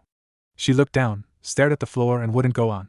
She thought about the monster inside her love and just couldn't bring herself to tell someone else. Her knuckles briefly turned white as she tightened her grip on Naruto's hand for a moment. It was Naruto's secret, and she wouldn't give that up to anyone, not even to the Hokage. Did he change Hinata? Tsunade looked at the poor girl and took Hinata's free hand within her own. It's okay. I know Naruto's secret as well. Hinata looked up with relief in her face. Oh, Tsunade-sama, it was horrible. He was covered in some sort of red chakra-like energy. It made him look like he had 4 tails before a 5th started to appear. I thought it was killing him, there was so much blood. I looked at him with the Byakugan to see what was happening to him, and it seemed that I was pulled inside him. You were inside Naruto? Well, not really, maybe, kind of. Oh, I don't really know. I've never heard of anything like that before. I was before a massive sealed gate. I looked through the bars and saw the demon. I realized it was some sort of cage for the 9-tailed fox. I then saw that Naruto was in the cage with the 9-tailed fox. The young woman broke down sobbing. Tsunade gathered her up in a hug. Hinata latched onto the woman with her left hand and arm without letting go of Naruto's hand in her right hand. It's okay, Hinata. Oh, Tsunade, I had followed Naruto a few weeks ago. I saw him pass by Ichiraku Ramen around lunchtime, and he seemed so depressed it was like he didn't even see Ichiraku's.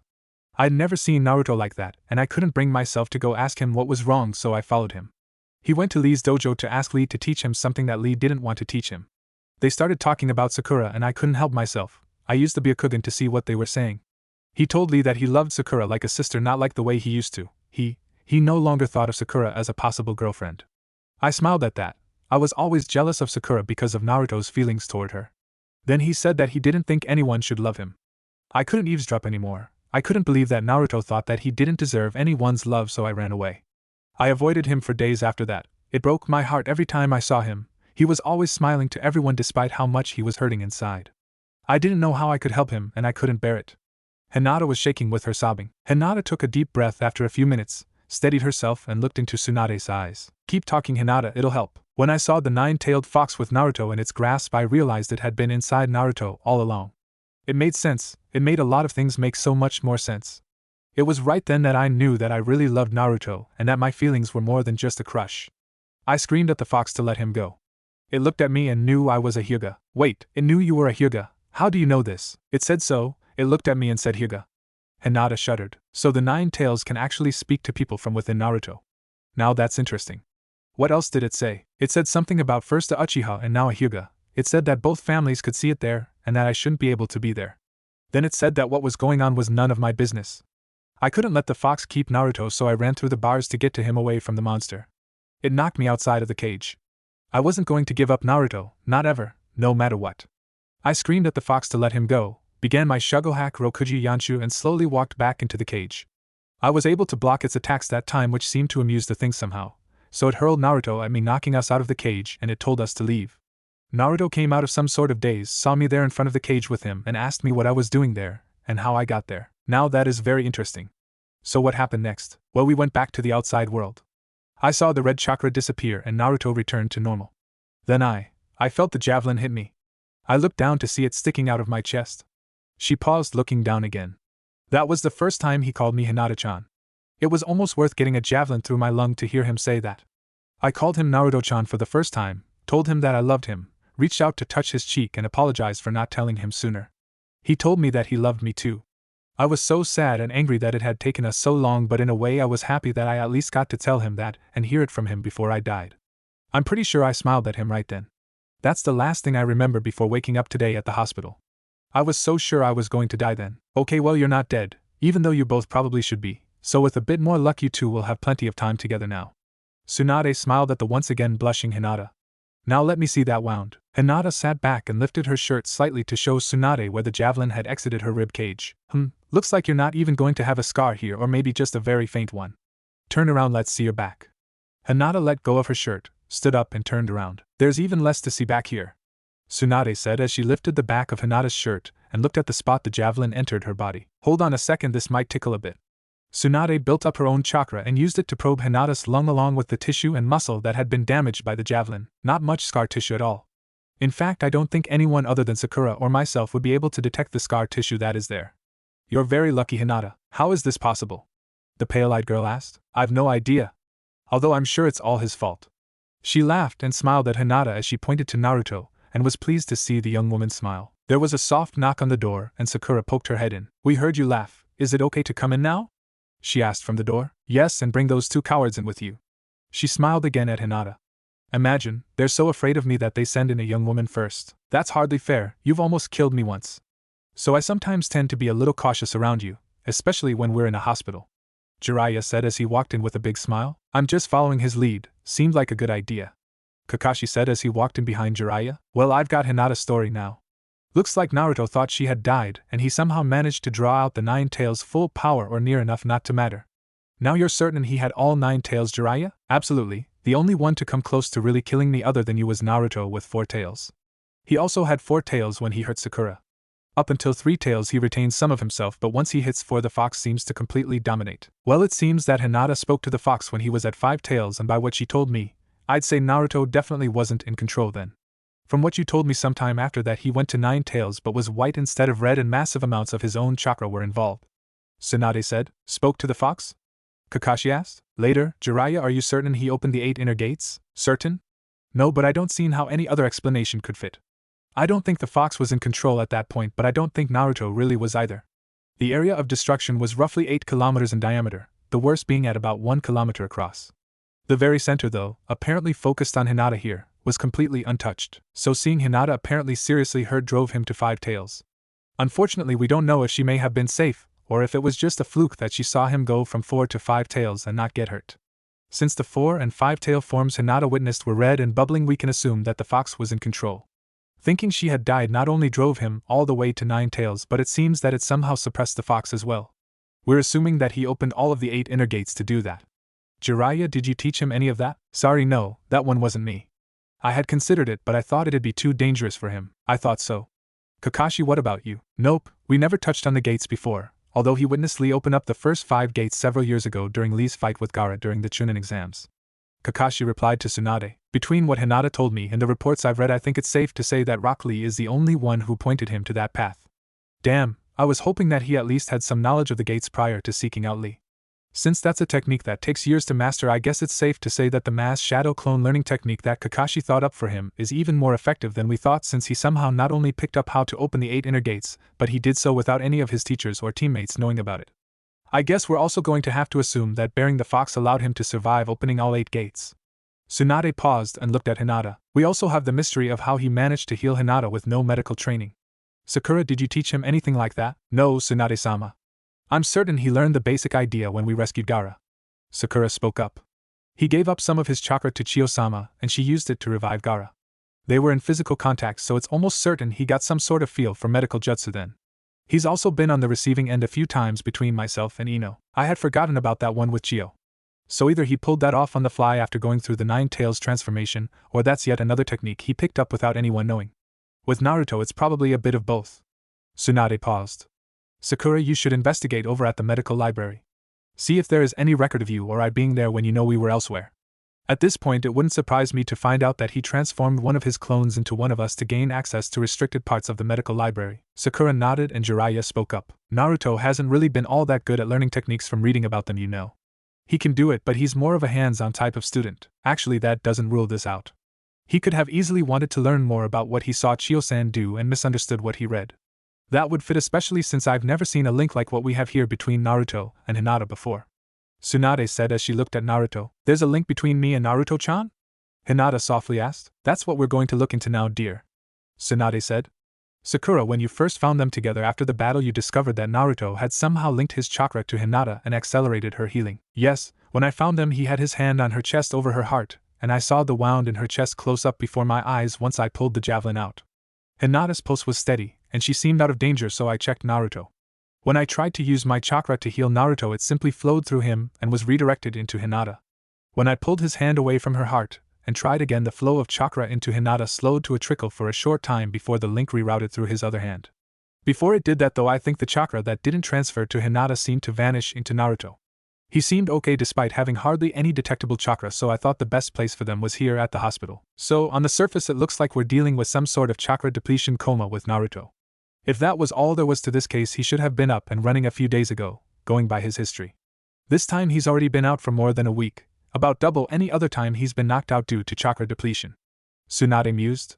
Still, I know the doctors already tried this to some degree, but I don't think they have the resources we have, right, Jiraiya? Of course, when it comes to sheer quantity of high-quality chakra, there's nothing like two of the legendary Sannin. Jiraiya grinned, being pretty sure he knew what Tsunade had in mind. Tsunade placed her hands onto Naruto's chest, and Jiraiya walked over to the other side of the bed and placed his on top of hers. Tsunade began to transfer a large amount of her own chakra into Naruto and was stunned to feel that most of it seemed to disappear. Jiraiya began to transfer some of his own chakra through Tsunade, and she directed that into Naruto as well. Despite the vast amount of chakra being poured into the boy, nearly all of it simply vanished. A puzzled Tsunade stopped and looked at an apparently dazed Hinata. Hinata, are you okay? She asked. Hinata shook her head and answered. I think so, Tsunade-sama. That was strange. Can you use your Byakugan this time and see what happens? Yes, of course, Tsunade-sama. Hinata activated her family's Aijutsu and was stunned at just how little chakra flowed through Naruto. Tsunade and Jiraiya again began to transfer a large amount of chakra into Naruto. Hinata could see that it flowed throughout Naruto's entire chakra network. Again, she was stunned to see that some of the flow was going through Naruto's hand and into hers to boost her own chakra. As the two Sannin stopped, Hinata watched the chakra flowing through Naruto's body drain into the very center of the network near his stomach and fade away. Tsunade-sama, most of the chakra is flowing into Naruto's chakra center and vanishing. Some of it is flowing through his hand into me. Well, isn't that interesting? Tsunade and Jiraiya both murmured together. Hinata, can you let go of Naruto's hand for a moment? The briefest flicker of fear crossed Hinata's face. She never wanted to let Naruto go, ever, for the rest of her life. She started to almost chuckle at herself then. The practicality of that was rather funny. After that slight hesitation, she gently took her hand out of Naruto's. There was a slight flicker on several of the monitors attached to the young man, and several readings became a bit more erratic but stayed within acceptable limits. Everyone watched the monitors for a moment, and then relaxed. Tsunade and Jiraiya began to transfer chakra into Naruto again. Again, most of it flowed into the center of his chakra network, and vanished. Again, there was a very small amount being shunted to Hinata, much smaller than the last time but still there. As she focused, she could see that there was a thin thread of chakra connecting her to Naruto that was allowing the flow. It's the same, Tsunade-sama. Hinata spoke. Although the amount going to me has greatly diminished. I can see that there is a very small chakra thread connecting me to Naruto now, Tsunade murmured. Hinata, can you try to send some of your own chakra into Naruto through that thread? Of course. Hinata concentrated, and through much greater resistance than she would have expected from such a small thread, she pushed some of her chakra into Naruto through the thread. The monitors immediately settled into the quieter range they had been in when Hinata was holding Naruto's hand. Hinata was surprised to see that some of the chakra she had forced into Naruto vanished, and she stopped pushing. As soon as she took her will away from the flow, it immediately reversed itself, and she felt it come flowing back into her own system, and the monitors became more active. Tsunade, I can force it, Some of it disappears into his center, but as soon as I relax, the flow pours back into me. Well, that's interesting. If I had to guess, I would say that Naruto's subconscious doesn't know that you're out of danger. So it's shunting every bit of chakra it can spare into you, well, the chakra that doesn't vanish anyway. I'd cut the thread, but with what the monitors are showing, that's probably a bad idea. Let's see how far you can go from him, dear. Hi, Tsunade-sama. Hinata said as she got up and started to walk across the room towards the door. Each step away made the monitors become more agitated, and they relaxed the closer she got to him until they became nearly completely quiet once she grasped his hand again. Looks like you're stuck with him, kiddo. Jiraiya laughed as he walked back to the near side of Naruto's bed. Good luck, you're going to need it. Well, at least you've got complete range of the room, Sakura said. She had been quiet other than answering Tsunade's questions the whole time.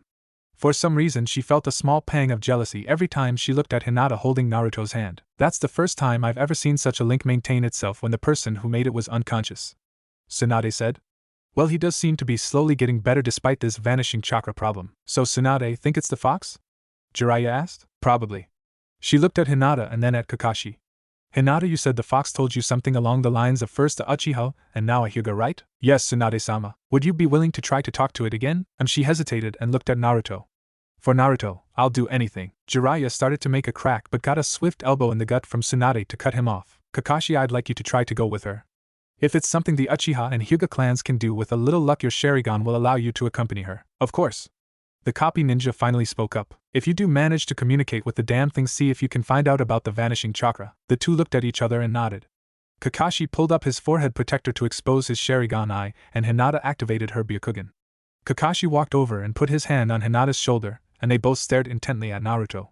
Hinata saw the chakra network and focused on the very center where the chakra had disappeared. She looked deeper and deeper, and she felt Kakashi with her. Kakashi couldn't see the way Hinata did, but he felt himself being pulled along with her thanks to the Sharingan. An odd wave of vertigo passed over them, and they found themselves in a strange corridor ankle-deep in blue-tinged water that resembled the huge room that Hinata first found herself in that contained the gate, holding the nine-tailed fox. They looked at each other, and both felt an aura of malevolence. They wandered the corridors for what seemed to be a few minutes until they found a side branch the feeling of anger was coming from. A short walk later, and they found themselves in the huge room that Hinata had first arrived at during the battle. Hinata approached the gate cautiously but left what she felt was a safe distance between herself and the bars. She glanced at Kakashi, who nodded, and then she looked back into the shadows beyond the bars. Excuse me? She asked softly. There was an odd shuffling sound and something like a snort. A single huge eye slowly opened and glared at her from the shadows on the other side of the bars. Hinata. The slit pupil shifted to look over Kakashi as Hinata's heart skipped a beat that the creature knew her name this time. Another Uchiha. The beast seemed to scowl with that single eye as it stared intently at Kakashi. You are not an Uchiha. Yet you hold the Sharingan. Interesting. It shifted its gaze back to Hinata. So you did survive. I thought that was you the kid was tied to.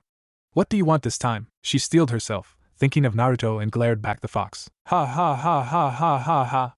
You're nearly as bad as Naruto. Why are you taking Naruto's chakra? She demanded. I was? Interesting. Serves him right. He's been taking mine for some time now, and he didn't even ask last time. The thing slowly opened its second eye and focused its entire attention on the young woman. That was your fault, wasn't it? My fault? That one shook her a bit, more so than the vicious glare from the monster's huge red eyes. Yes, it was because of you. I am sure of it. I probably should not have made that crack about his girlfriend. I've never seen the kid so angry before, and I doubt anyone has seen and felt his anger as much as I have. I must be a bad influence. Ha ha ha ha ha ha. That was the first time he forcibly took chakra from me. Actually, he surprised me when he asked just before you were here last. He wouldn't take my power when the Uchiha was here before. Then you arrived to pull him away from me. I didn't think I'd see him again so soon. To have him rip my own power away from me, I guess he's not as weak as I always tell him he is. Could it really be my fault? She said softly. The thing seemed to smile. You don't get it, do you? You really are as bad as he is. The demon paused. Tell him not to do that again. Its strange unseen smile was gone for that last sentence. Hinata began to realize what the fox was talking about. Naruto did love her. He loved her enough not only to challenge the nine-tailed fox but to dominate it as well. She began to glare at the demon again. It slowly closed its second eye. I am tired, leave me. One more moment please, Kyuubi-sama. Kakashi spoke up. Finally, a little respect. The fox demon's eye closed, and they were startled to see its massive teeth appear as it yawned. The single eye returned to glare at Kakashi. If you could not take as much chakra from Naruto, he could wake up himself. You both would recover quicker if he could eat on his own. Fine, I will try, but I will likely need a bit more first. We'll see what we can do. One last thing, the Uchiha that was here before, who was he? The one Naruto considers his brother, Sasuke. It shifted its glare to Hinata again. Don't forget to tell Naruto not to do that again. Now leave me. The massive eye vanished. Thank you, Kyuubi-sama. Let's go, Hinata, Kakashi said as they turned. There was that odd sense of vertigo, leaving Hinata and Kakashi back in the hospital room with everyone else. Well, are you going to try? Jiraiya asked. Try? We talked to it. We must have been there for at least 10 minutes.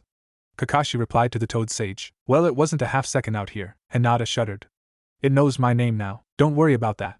It probably knows all of our names if it cared to think about it. I would imagine it knows much of what Naruto knows. Kakashi reassured her. So did you learn anything? Tsunade demanded. Plenty. The demon actually seemed exhausted. The vanishing chakra is almost certainly flowing to the beast. It seemed to be sleeping when we arrived. There was a layer of water a few inches deep throughout the entire construct. That water seemed to be tinged with Naruto's chakra, and it seemed to be slowly flowing into the demon fox. Did you notice if the water was there last time, Hinata? Actually yes, but it was clear last time, she replied. Well, I guess it's a small relief to know that the damn thing doesn't have an infinite amount of chakra. Tsunade mused. It said it would try to stop taking almost all of the chakra in Naruto, but that it would likely need more first. That might be a problem. It probably needs a good deal more than we have now. Jiraiya and I can probably give up a bit more, but I suspect on the scale of things what we really need another person with chakra comparable to a Hokage. Tsunade mused. The door quietly opened and a soft but gravelly voice spoke out. Would a Kazekage do? Gaara entered the room. I do believe I owe Naruto a favor along these lines, Gaara-sama. Sakura actually jumped up and hugged the young man. Please, Sakura-san. Gaara looked extremely uncomfortable with such a display of affection. I'll gladly help, he said to Tsunade. Well, let's give it a shot then. She nodded to Jiraiya.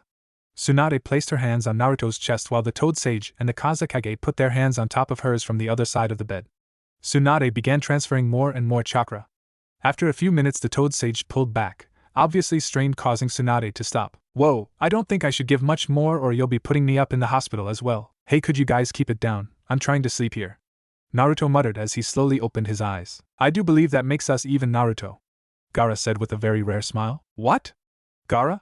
Naruto looked around, smiled softly at the sight of Hinata and lightly squeezed her hand.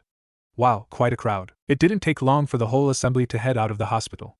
Naruto was a little wobbly, but he insisted that he absolutely needed at least one bowl of ramen if not a dozen. So of course they all headed off to Ichiraku Ramen. Naruto took the center seat with Hinata on his right and Kakashi on her right. Gaara took the seat to his left with Sakura on his left. Ichiraku Ramen was a small shop, but the owner was more than willing to take down the curtain and set up an extra table outside in order to serve the Hokage and Jiraiya. That won't be necessary, Tuchi-san. Jiraiya and I have work to take care of. I'll make sure to stop by soon though. Please send the bill to my office, Tsunade said. You know you're going to regret that one, right? Jiraiya said as he watched Naruto's face light up at the Hokage's words. No matter. Sakura, when you finish could you stop by Rock Lee's place and send him to my office? Tsunade said. Of course, Tsunade-sama. The pink-haired girl replied. If you don't mind, I would like to accompany you to see Lee Sakura. Gaara asked softly. Not at all. Tsunade raised an eyebrow at Gaara's request. Gaara, thank you again. I believe you know where your guest quarters are, right? I'll have them ready for you. Of course, Tsunade. I believe my quarters are already taken care of. Temari joined me on this trip and was going to take care of that when I went directly to the hospital earlier.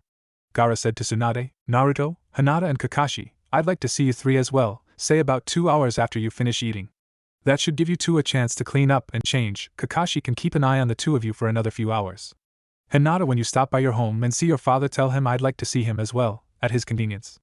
Tsunade said as she turned and headed off to the Hokage building. Tsunade and Jiraiya walked off towards the Hokage building. There's something bothering me about that white fox, Tsunade said as she began to glare slightly at Jiraiya. Just one thing? He had caught the slight change in her manner and swallowed hard. You said it formed 11 Raisengans at the same time. Hinata told me that while they were fighting together Naruto formed and released at least a dozen Raisengans. Apparently he can form 2 at a time now and create 1 in a second or less. Well, he can come pretty close to forming 3 at a time, Jiraiya said softly. 3? Tsunade practically hissed. That shouldn't be possible. Well, so far it hasn't been possible for him to build 3 simultaneously, but he can easily create 1 in each hand at the same time. Jiraiya paused. This one was going to hurt. He can easily maintain 3 and was working on 4. Tsunade actually stopped. He can maintain 3 separate Raisengans, damn. Well, that's by himself anyway. By himself? He can pass them off to his clones, and so far by doing that he's been able to maintain 8, and was closing in on the 9th.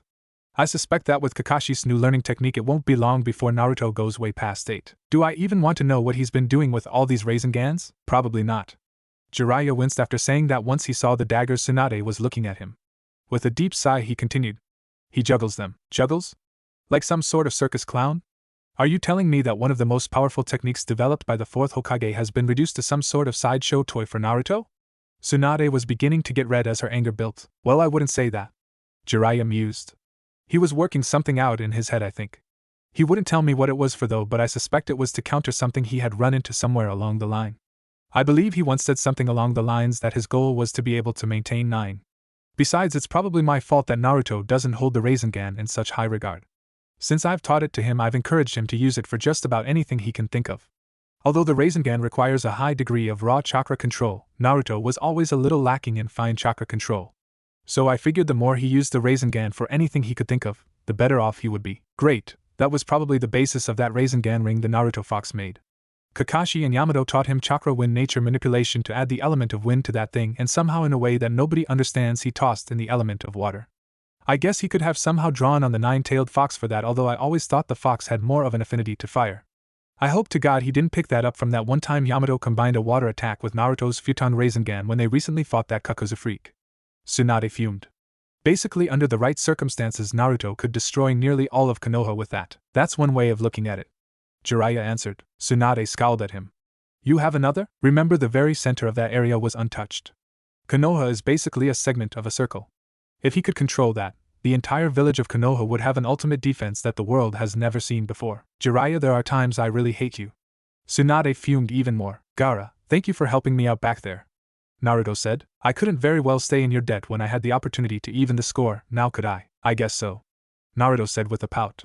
I would have liked keeping a favor or two from you before I become Hokage. Well, we will just have to work together more often. If we continue along these lines, we won't be able to keep score. That's probably the best solution. Naruto replied with his characteristic grin, and what many would consider uncharacteristic wisdom. Yes, so not that I'm complaining, but why did you come to Konoha? Naruto asked. Your recent incident was a little on the apocalyptic side. Tsunade and I have been communicating about the best ways to handle certain aspects of this with a minimal amount of conflict. The real opponent here is the Akatsuki, not the villages where the ninja who attacked you came from. The timing of my appearance was simply fortuitous. Yeah, fortuitous? I'll just stick with thank you. It is good to see you, and now you finally get to eat some of the best ramen in the world. Naruto grinned widely again before turning back to his current bowl. Gaara and Sakura finished a bowl apiece, said their goodbyes and headed off to Lee's apartment. A surprisingly short time later, even for those who knew him, Naruto had finished 8 bowls. He occasionally put down his chopsticks to reach over and caress Hinata's hand while she waited after only finishing a single bowl. Kakashi found the whole interaction between the two interesting. He was a bit surprised to see such tenderness in Naruto, and also to see it returned by Hinata. Actually, he was very surprised by the very existence of this new romance, but he figured it best to keep quiet. As they got up and were leaving, they ran into Shikamaru and Shino. Naruto! Shikamaru called out and stumbled as he saw that Naruto and Hinata were holding hands. Hinata? Shikamaru! Shino! It's good to see you guys. Naruto exclaimed as he waved with his free hand. Shikamaru, Shino-kun. Hinata said with a slight bow and faint blush. What's going on? Shikamaru demanded.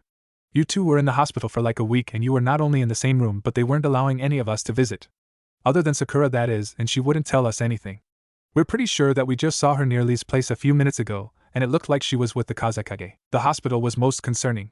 Shino softly joined the conversation. These two are fine guys. Kakashi joined in as well. Officially, Gaara is here for personal reasons, not as the Kazekage. We really have to get going. I'm sure you can all catch up later.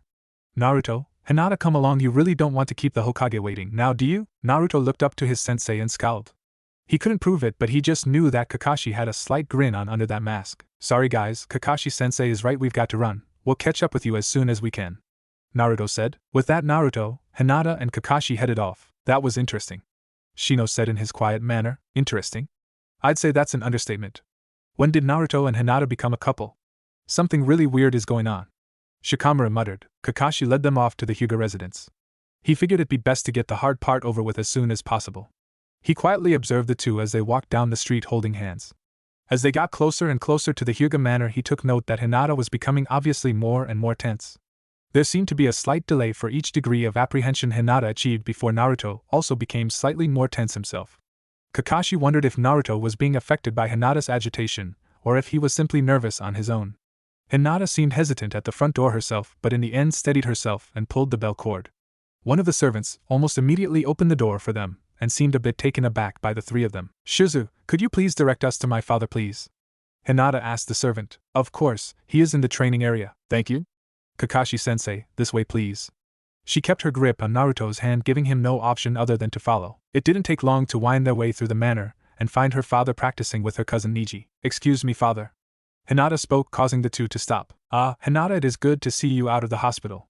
Hayashi scowled slightly at the sight of his daughter holding hands with Naruto, but to both Hinata's and Naruto's relief he declined to comment on it. "Kakashi, it is good to see you as well. What brings the three of you here?" "Godame Hokage would like to meet with you at your earliest convenience." Kakashi spoke up to spare Hinata. "I'm something of a messenger and chaperone." She decided that these two shouldn't be separated without further investigation and wishes to discuss that with you. I believe that she also wants to further interview the two of them shortly, but wanted to let them eat, get cleaned up and changed first. "I see. I guess that's where the chaperone part comes in, pretty much. It seems that the maximum distance these two can separate comfortably is about 20 feet. That seemed to be a bit problematic in regards to the whole cleaning up and getting changed issues. Seeing that we've already eaten and that Naruto's apartment is a bit closer to the Hokage's office, I figured we'd stop by here first." "Well, I'm not one to go against the Hokage's wishes. Considering that you said that she wished to see them shortly, we can continue this discussion in Hinata's suite. I believe her private bath will allow us all to maintain a measure of decency, and still allow the two of them to stay within that 20 feet. Hayashi replied, while hardly happy about the idea of his 15-year-old daughter being almost literally tied to any 15-year-old boy, let alone one as unpredictable as Naruto. Hayashi was a bit more curious than upset at the moment. He had visited the hospital several times during the week and had gotten somewhat used to the sight of his daughter holding hands with Naruto. 3 years earlier he would have been extremely upset over the very idea of his daughter even associating with Naruto, but after watching Naruto defeat Niji he had an odd if grudging respect for the young man. He also enjoyed the obvious nervousness of the two of them. It wasn't long before all four were in Hinata's suite. It was actually rather small considering the Hyuga family wealth. A single bed, a couple of dressers, a desk and 2 chairs took up most of the space. There was a window above the bed and 2 doors. One led to her private bath, and the other to a walk-in closet. Hayashi and Kakashi were both mildly amused at the sight of the rising discomfort of the two teenagers as they disengaged their hands and as they both became obviously embarrassed as Hinata gathered up some fresh clothing and disappeared into her private bath. The two adults watched in continuing amusement as Naruto became obviously more agitated as Hinata disappeared and got further away from him. Naruto paced around a bit for a minute or so, unable to keep still as the two older men watched him with mild amusement. "So Naruto." Hayashi bore down on the young man with a withering stare. "Just what are your intentions with my daughter?" Naruto felt as though he was about to fall over dead. He thought for sure that his heart had just stopped and was seriously thinking about jumping out the window. "Naruto!" Hinata exclaimed as she burst through the door wrapped in a towel. This proved to be too much for the young man, and for a change he was the one to faint due to the combination of the barely covered Hinata and her father's gaze. "Well now, I certainly didn't expect that," Kakashi muttered. "Hinata, get back in there, he's fine, just a little stressed," Hayashi exclaimed. The young woman suddenly realized what stressed must have meant, and she glared at her father before turning, stomping into the bath and slamming the door shut. "Well, that's something I certainly didn't expect either," Hayashi said as he stared at the door Hinata just slammed shut. "I never would have thought my daughter would be willing to stand up to me while wrapped in a towel. Apparently she is able to sense something from Naruto through the link. I wonder if he can do the same. I think it's safe to say that not much if anything will scare Hinata now, especially if she thinks something is threatening Naruto. I thought for sure I was going to need this for Hinata," Kakashi said as he reached into his belt kit. Pulling out a smaller kit, he opened it up to pull out a very small vial. Opening the vial he waved it under Naruto's nose. The small amount of smelling salts inside were enough to snap Naruto awake. "What?" the young ninja started to say as he looked around and realized where and with who he was with. "I apologize, Naruto. That was a little unfair of me. Although it is nice to see that you haven't been completely contaminated by Jiraiya's reputation," Hayashi said with a smirk. That's okay." The young man still looked flushed and very uncomfortable. Naruto slowly got up and began to slowly walk around again. He stopped before one of Hinata's dressers that had several pictures on it. There was one much like the single picture he had in his apartment. It was Kurenai-sensei with Hinata, Shino and Kiba when they first formed Team 8. Naruto looked over the rest of the pictures carefully. "Wow, Hinata's sister has gotten big," Naruto exclaimed, fixating on a picture of a single Hyuga woman. "That's Hinata's mother Naruto, not her sister Hanabi. She passed away shortly after Hanabi was born," Hayashi said quietly. "Oh. I'm sorry, she really looks like Hinata's sister," Naruto glanced to the floor to hide his embarrassment. The three spent the next several minutes in an awkward silence before Hinata came out wearing a new pair of her typical black pants and a short white t-shirt. Her hair was still damp and she was continuing to towel dry it as she walked into her closet. "Naruto-kun, could you get one of my holsters in the top drawer of the larger dresser, please?" she asked from the closet. "Sure." Naruto was the closest to it after all. Opening the drawer, he was impressed with how neatly Hinata kept her basic gear. He noticed it was full of mostly kunai and shuriken, but she had a few holsters as well. Pulling out the first holster, he noticed it was empty by its weight. "How many kunai do you want?" "4 should do." Naruto filled one of the holster's pockets with the 4 knives. "What about shuriken?" "There should be about a dozen or so ready for the holster." Naruto glanced around and sure enough there was a spring-loaded thin wooden dowel that held a dozen shuriken held by a small latch that fit nicely in the holster's second pocket. "Here you go," he said as he went to hand the holster to her as she entered the room, pulling one of her gray and lavender jackets. "1 second. She reached around him and pulled a wrap off the top of the dresser. After quickly wrapping her right leg, she took the holster from Naruto and strapped it on. "Didn't you two just get out of the hospital? I can't imagine you two being assigned to a mission." Hayashi said. "Doesn't hurt to be ready? Right, Naruto?" Hinata said as she pulled out her belt pouch and clipped it on the back of her belt. "Nope," he said with that ear-to-ear grin of his. Hayashi looked over the blonde boy wearing gray shorts and a dark t-shirt. "You seem a little lacking, Naruto," Hayashi remarked. "Yeah, well, I did just get out of the hospital and they always tried to take most of my stuff. I've only got a couple of kunai, 4 shuriken and 2 exploding tags. They let you keep that stuff in the hospital? They wouldn't if they knew about all of it. They get especially upset when they find my tags after their first check, but they usually don't care about my 2 spare kunai, and I don't think they've ever found my 4 extra shuriken. I've gotten pretty good at hiding stuff from them. I'll reload properly once we stop by my place. We should get going. We don't want to keep the Hokage waiting, and we still have to stop by Naruto's apartment." Hinata spoke up. She couldn't quite explain it, but she felt that her father was a little too accepting of Naruto. This was nothing like she feared the meeting between the two of them would be like, and she found it more than a bit unnerving. "I should take care of a few things, but I'll most likely see the 3 of you at the Hokage's office," Hayashi said as he left Hinata's room. It didn't take long for the 3 of them to head out of the Hyuga Manor, thread through the village to find themselves at Naruto's apartment. "Sorry it isn't cleaner. At least I took out the garbage before the mission. I forgot that once and boy did I regret it. I really haven't had a chance to properly clean the place since I got back," Naruto said, slightly embarrassed as he opened the door and led them inside. Naruto's apartment was just a bit smaller than Hinata's suite. Only instead of a huge walk-in closet, Naruto had a small kitchenette. He didn't know it, but his bathroom was much smaller, but the bedroom itself was a similar size to Hinata's. He had less furniture, so it seemed larger though. With a single chair in the kitchenette, Naruto left them in the bedroom, which pretty much doubled up as his living room. There Kakashi and Hinata could at least sit on the bed. Naruto made a quick stop in the kitchen and set some water to boil in the electric teapot. He returned to the bedroom, quickly gathered some clean clothes and headed to the bathroom. "I'll be right out," he said with a flash of a smile. Kakashi muttered as he looked around. He'd seen Naruto's place in worse condition. The only real problem was a 2.5-year-old layer of dust in some spots. His attention though was on the pile of scrolls on the floor. Naruto always seemed to have several scrolls scattered about, but this pile was a bit larger than what Naruto usually had. Kakashi decided to rummage through them. The scrolls were actually quite an odd combination. Many of them were really suitable to academy students. Kakashi quickly realized that as dense as he was, Naruto actually knew all of the techniques and lessons from these scrolls. "Looks like Naruto was being pretty sneaky here," Kakashi muttered. "Why do you say that?" Hinata asked. "Looks like Naruto was hiding something here," Kakashi replied as he continued to dig in the pile and pulled out a scroll. "Ah, here we go. What's that?" "It looks like Tsunade's hunch was correct. It's a high-level lesson on medical jutsu."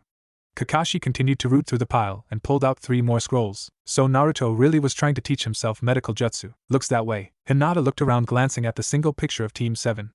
It wasn't long before Naruto came out drying his hair with a towel, dressed in black pants for a change and a black t-shirt. He froze when he saw Kakashi holding the 4 scrolls. "So doing a little extracurricular studying?" Kakashi asked. Well, I guess so." Naruto looked down but was saved from further questioning by the teapot as it began to whistle. "Gotta run." He flashed his smile and disappeared into the kitchen. Kakashi and Hinata looked at each other, and both followed him into the other room. Naruto was peeling open an instant ramen cup and began to pour the boiling water into it as they entered. "I'm sorry, Kakashi-sensei, I had to, you know what I mean?" Naruto said. "Naruto, teams are assigned medical ninja so the other ninja can focus on their fighting skills. You could overload yourself if you continue what you've been doing. Just how much sleep have you been missing anyway?" "Well, I hadn't been sleeping too well lately anyway, so I figured I might as well do something useful with the time." Hinata walked up and took his hand in hers. "It's okay, Naruto. If you hadn't, I wouldn't be here right now." Naruto looked into her eyes and turned to Kakashi. I'll deal with any consequences if this is the result. That's going to be up to Tsunade-sama, but I don't think you have much to worry about since it likely saved Hinata. Although next time you have trouble sleeping you might want to finish cleaning. Kakashi said with a chuckle. Well, she can't be any worse than the damn fox. Naruto looked determined but swallowed hard. He shook off the feeling of unease at the thought of facing Tsunade about this, and softly pulled his hand away from Hinata. He picked up the instant ramen and finished it off in a few seconds. That should hold me off for a short time, Naruto said as he reached out and took Hinata's hand again. They returned to his bedroom/living room where he packed a holster with a half-dozen kunai and a dozen shuriken. He pulled out a belt pouch, making sure it had another half-dozen kunai and another dozen shuriken along with a dozen exploding tags. He added one of his new weapon scrolls and hooked it on his belt on his back left. He grabbed his black and orange jacket, pulled out Gamachan and smiled knowing that he had enough cash for several more stops at Ichiraku without pulling any cash from the bank. Think you've got enough there?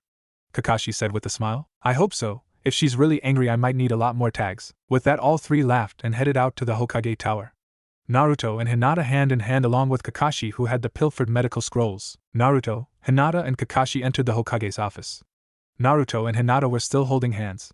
They looked around seeing that in addition to everyone who had been at the hospital earlier, Shizen was next to Tsunade holding Tuntun, Rock Lee was there with Gai-sensei.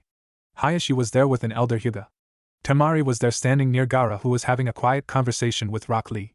Shikamaru was also there sitting with Kurenai-sensei, who was sitting about as far as she could from the Hyugas.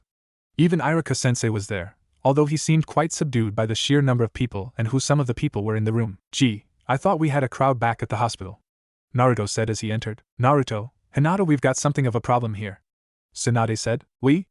I don't know about you but everything seems fine to me. Typically Naruto flashed his overpowering smile much to Tsunade's irritation as he and Hinata took a couple of spare seats. Fine? I don't think so. At the very least this whole incident signifies a dramatic change in the tactics used by the Akatsuki. Although I think it's safe to say that the Cloud and Grass villages won't be mounting any offensive operations anytime soon. It's likely that none of the other villages are going to be willing to risk losing any of their own ninja considering that it looks like several hundred Cloud, Grass and Sound ninja were completely wiped out. Look, we all know that the Akatsuki are after Naruto. I think we really lucked out this time and have probably taken away one of their options. Jiraiya jumped in. Looks like your hunch was right, Kakashi said to Tsunade as he walked over to her desk and put the 4 scrolls he found at Naruto's apartment on it. Tsunade glanced at Naruto, narrowing her eyes coldly, causing the blonde ninja to swallow hard with a feeling of dread. Excuse me, Godame. I believe that although this whole Akatsuki problem is very important at this time, we are a bit more concerned about this link between Uzumaki and Hinata. The elder Hyuga spoke up, looking at Hinata with disdain. Hinata looked down while Naruto narrowed his eyes and glared at the elder Hyuga much like the way Tsunade just did to him. Unnoticed by both Naruto and Hinata, Tsunade's expression shifted from amused irritation towards Naruto to a smoldering look of anger as her gaze bore down on the elder Hyuga. Kurenai-sensei also held a similar gaze towards the older man with white eyes. I don't think I care for the way you're acting towards Hinata, Naruto said softly and slowly as an edge of anger crept into his voice. The elder looked down his nose at Naruto. I don't think I care one way or the other what you think. Although Hinata is considered superfluous to the clan, she still bears the Hyuga name, and as a Hyuga she should not be associating with the likes of something like you. You know I've been hearing crap like that about myself all of my life and couldn't care less when some idiot starts spouting off that garbage, but insult Hinata like that, and you're going to seriously piss me off, Naruto exclaimed. You dare call me an idiot? I'll do a lot more if you keep talking about Hinata like she's worthless. Alright, knock it off already, both of you, Tsunade yelled as she slammed her hand on her desk. Knock it off? I don't think so. Naruto stood up as his voice got louder. This whole prestigious clan bull is so messed up. These morons keep screwing over their own family with that stupid seal and a bunch of inane rules about branch family and main family. They have no regard for their family's strongest member. Between these yahoos basically torturing their own family and Itachi, I think it's very obvious that there's a lot of things wrong with some of the prestigious clans here in Konoha. Naruto was obviously furious as he vented. I said knock it off, Naruto, Tsunade said softly. And you, Mr. High Mucky Muck, elder of the Hyuga clan, if you ever so much as hint that Naruto is something ever again in my presence, I will personally pop your head like the infected pimple you are so trying so hard to become. In case I haven't made myself clear on this matter, you would do well to consider Naruto my younger brother. If that isn't clear enough for everybody in this village, I will adopt him as my son and put this crap to rest once and for all. The entire room became deathly silent. Even Naruto was stunned into an open-mouthed, shocked silence. After a few moments, Hinata squeezed his hand, having never let it go through his rant, and tugged his arm slightly. For a growingly common change, he actually got the hint and sat down quietly next to her. If I may. Hayashi spoke up and looked to Tsunade, who nodded. Although I believe it could have been handled better, Naruto does bring up some valid points. Hayashi, the Hyuga elder exclaimed. You may be the head of the clan, but that does not mean you can do or say whatever you want, especially outside of the clan, honorable elder. Hayashi bowed to the older Hyuga. I will not lose any more of my family because of our internal issues. Niji was returned to me because of Naruto. I may not agree with him about Hinata's strength, but over the past 3 years I have come to believe that she is hardly superfluous to the clan. You're wrong about Hinata. Naruto stood again. If I had to fight a Hyuga, Hinata is the only one I think is even worth worrying about in the whole Hyuga clan. If you people are basing that moronic opinion that she's weak because she can't beat her little sister, I'll kick all of your asses with ease. You're all obviously too stupid to realize that the only reason why Hinata can't fight Hanabi is that Hanabi looks like their mother. Geez, and people think I'm an idiot. I've already beat Niji, and he's the one everyone assumes is the best in the clan. I'm pretty sure that I can avoid, if not outright beat, the 64 and 128 palms techniques now, and I've figured out 2 maybe 3 ways depending on how you count them to beat Hakushukaten. I haven't been able to figure out a decent way past Hinata's Shugo hack, especially since she's usually a bit faster than I am. About the only way I think I might be able to beat it would be to overload her with a few thousand clones, and good luck to any of you who think you can generate more clones than I can. After that fight last week out in Wind Country, if you put me and Hinata together and give us a week to practice, none of the rest of the Hyuga clan could touch us even if all you work together. I'd be willing to bet that the 2 of us could give even Tsunade and Jiraiya a run for their money, right Hinata? Hinata was stunned by Naruto's words and could only nod yes numbly as she smiled softly. So this is what Niji was talking about. Hayashi thought to himself as he stared intently at the young man standing before him. Even without using the Byakugan, it is obvious that he has absolute faith in himself. Further, he has absolute faith in Hinata as well. Not a single doubt. Interesting, very interesting. He can barely stand, but he's willing to challenge the entire Hyuga clan for Hinata. Naruto suddenly became obviously unsteady as a wave of dizziness passed through him, causing him to sit back down rather abruptly. You're not doing anything in a week, and until you are fully recovered to my satisfaction you can forget about any training. Argue with me and I'll put you back in the hospital myself. Tsunade said as he settled into his seat. Yes, Tsunade-sama. Naruto said in an uncharacteristic meek manner. Hinata reached into her belt kit and pulled out a ration bar and without a word handed it to him. Go Dame Hokage. If Naruto does indeed have a method to counter any of the Hyuga techniques, maybe we should have some sort of official assessment of his ideas. I think it would be in the best interests of the village as a whole. I believe he said he needed a week working with Hinata. Why don't we run a series of matches to pit some of the Hyuga clan against the 2 of them a week after you clear him for training? Hayashi asked as he eyed the silent interplay of his daughter and Naruto as the young man nodded to her and started eating the ration bar. You know, I think that is a very good idea, Hayashi-san. Tsunade said with a smile. The Hyuga elder was also smiling, and with a glance between him and Hayashi he nodded. I don't think we need the entire clan for this, considering it would be nothing more than a few assessment matches. Hayashi said. Okay, then 1 week after I clear Naruto for training we'll stage the assessment matches in the stadium. In the meantime I'll keep the 2 of them in one of the guest suites. I don't think it would be proper for Hinata to stay with Naruto at his place or for him to stay with her at the Hyuga Manor. I also want to keep them together until I can fully understand this link between the 2 of them. I find that acceptable. Thank you for addressing this issue. I leave the details to you, and I will have Hanabi drop off some of Hinata's stuff tomorrow morning. It is starting to get a little on the late side. If you don't mind, we will be off now. Hayashi said with a bow. Of course. I will notify you when we have a date for these matches, Hayashi-san. Tsunade said, bowing her head slightly before Hayashi and the Hyuga elder got up and left her office. Okay, let's see, next on the list. Tsunade's gaze traveled across the room to settle on Rock Lee and Gai-sensei, much to their obvious discomfort. Tsunade-sama, you can't be upset with Lee or Gai-sensei for what I've done. Naruto exclaimed as he noticed who Tsunade's withering gaze had settled on. Naruto, you can keep quiet and just listen. Keep in mind that your actions can often have consequences on others. Her gaze returned to Lee and Gai. To be honest, I'm not sure what, if anything, I should do to the 2 of you. I am still unhappy with Gai for teaching Lee about the 8 inner gates whenever I think about it. Now it seems that Lee here has taken it upon himself to teach Naruto about them. There were a couple of gasps around the room while Naruto hung his head in embarrassment. Before we continue though, Naruto, I believe there are still a few people here who do not know the story of your seal. Tsunade's look softened as she looked at Naruto. It's okay, the only ones here that don't know about the Kyuubi and me is Lee and Shikamaru. I told Sakura and Temari when we were on our way to Suna to help Gaara, and Gaara has probably known for years. Hinata found out during the last mission. I'm pretty sure most everyone else here knew about the fox years earlier. Wait, you and the Kyuubi? Lee asked, looking completely confused. I was born on the day the Kyuubi attacked Konoha, Naruto said quietly. The 4th Hokage couldn't kill it, but he was able to seal it inside of me. The room was again silent for a moment. Hinata squeezed Naruto's hand reassuringly again before Tsunade continued. Okay, as Naruto said, most everyone here knew about the Kyuubi being sealed within Naruto. I'm sure Shikamaru had his own suspicions about Naruto, and Lee probably did as well. If you want to know more, you guys will have asked him later. Now we've been assuming that it was opening all 8 gates that allowed you to pull a 9-tailed form and suppress the Kyuubi. Is that right? Yes. Naruto looked down again while Hinata tightened her grip on his hand. Go on, Naruto. Tsunade prodded him. I was so angry, he said quietly. Hinata had just pulled me away from the fox. I never thought that anyone would ever care for me enough to face off against the fox like that. When I saw the javelin go through her, I felt completely helpless, and I didn't care about myself anymore. It was so strange. I've never been so furious, yet I was completely calm. That's never happened before. Things got a little fuzzy after I released Shimon, the 8th gate, but I'm pretty sure that I faced the damn fox and pulled its chakra away from it. Usually I would ask it to give me its chakra. I don't really remember anything after that. Oh. Naruto, the fox wanted me to tell you to never do that again. Hinata interrupted. You released Shimon? Guy and Lee yelled out in stereo. You should be dead, Naruto. Lee continued. The only reason why I'm not was probably because of the fox inside of me. Well, let's not go over every little detail. Guy, Lee, I want you to promise me that you will not teach anyone else how to open any of the 8 inner gates. If you ever get tempted to do so again, talk to me first. I know Naruto can be extremely persuasive in his own way, so I won't be assigning any sort of punishment to either of you, and if I find out that either of you are punishing yourselves, I'll ban you from any training at all for at least a week. Tsunade said with a small grin as Guy and Lee's faces fell. Tsunade, just to be sure, I'll drag Naruto over to see Guy-sensei and Lee one day once he's recovered a bit more, and we'll all go over what Naruto knows about the gates just in case he missed anything from Lee.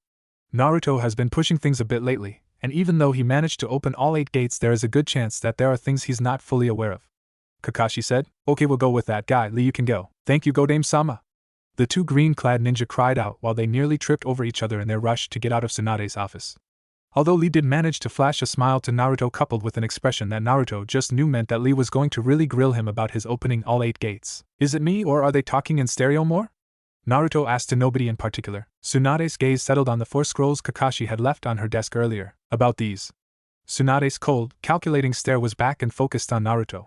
One of the big reasons this kind of stuff is restricted is because plenty of novices had managed to nearly get themselves killed trying to learn how to do medical jutsu without proper supervision. I don't think we ever actually lost anyone, but there were a few that ruined themselves and had to give up being shinobi.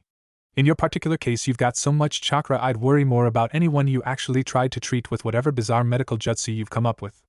I can't imagine what could happen to someone who was injured if you pumped too much chakra into them, especially during the heat of a combat situation. We seem to have gotten incredibly lucky with Hinata here, and other than the odd link between the 2 of you, there doesn't seem to have been any harm done. In fact, I suspect that link may be the real reason why the 2 of you are still alive. For that reason, I'm not going to give you a hard time about any of this, but I don't want you doing any more secret training in medical jutsu. In fact, I don't think I want you doing any more secret training in anything. From now on, I want you to either get advance approval from Iruka, Kakashi, Jiraiya, or myself before you attempt anything new to you. Do you understand? Yes, Tsunade-sama. Naruto answered quietly. We're reasonably certain you transformed one of your clones into either myself or Sakura to get these. Tsunade said as she tapped the medical lesson scrolls. I hate to admit it, but that was a pretty good job of intelligence gathering, but this is another thing I don't want to find out that you've been doing anymore, at least with any of us. Naruto smiled slightly at the small compliment. At this point he was actually pretty ecstatic. He still hadn't acquired a new set of bruises or ringing eardrums from Tsunade's anger at his actions. He was definitely ahead of the game. He glanced at Hinata's fingers intertwined with his own and his smile increased just a bit more. Shizen, Sakura, could you make sure that these are returned to their proper place? As Hayashi said, it's starting to get late. You two can call it a night. We're just about done here. Hi, Tsunade-sama. Shizen said as she picked up the scrolls. Sakura glanced around a bit, and with a barely audible sigh followed Shizen out. Kurenai-sensei, since you are on an active duty, would you mind taking a mission to be their chaperone in the suite as well? Tsunade asked. Not at all, Godame, it'll be my pleasure. I will have to swing by my home to get some stuff first though.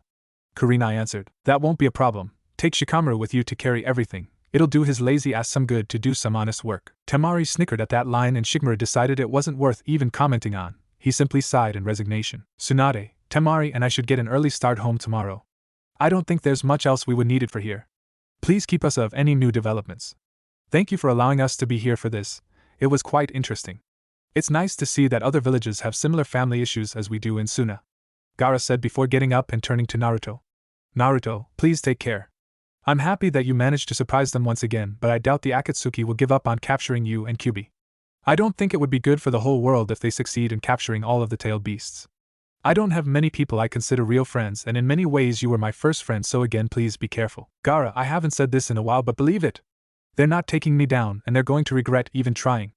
Naruto stood up and grasped Gaara's hand in a firm handshake. Tsunade, we'll continue keeping our advanced strike teams at the ready. As long as the Akatsuki continue to be a threat, we will share any intelligence. With a bit of luck, maybe Suna will be able to take out a few of these Akatsuki ourselves. Right now, Sand only has the one shared kill of Sasori, while Leaf not only shares Sasori but has Kakuzu and possibly Haiden as well. Hey, what about that Deidara freak? Naruto jumped in. Sorry Naruto, we have some intelligence that Deidara faked his death. Tsunade said. Damn.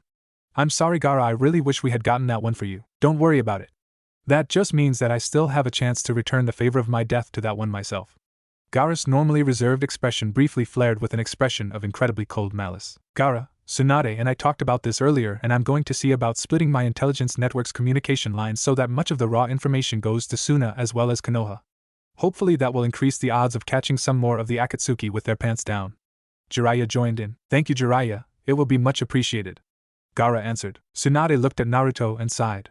I had hoped to hold on to this a little longer, but this is as good a time as we're likely to get. It's pretty common knowledge that, as near as we can tell, Sasuke killed Orochimaru a few weeks ago. We've been getting some reports of rumors that he is going to bring peace to the world or some such nonsense. He seems to be building his own organization, and we're assuming that he's going to be going after Itachi. With a little luck, he might take out a few Akatsuki himself. That might also explain their change in tactics to get Naruto. It looks like they're feeling pressured themselves. That should make taking out some of them ourselves a little easier. I think we should leave on that note. We will keep in touch. Thank you again. Gaara said. Hey slacker. Temari finally spoke up and smiled. Good work with Haiden. Sometimes I think there's hope for you yet. Naruto, Sakura, it was good to see you again.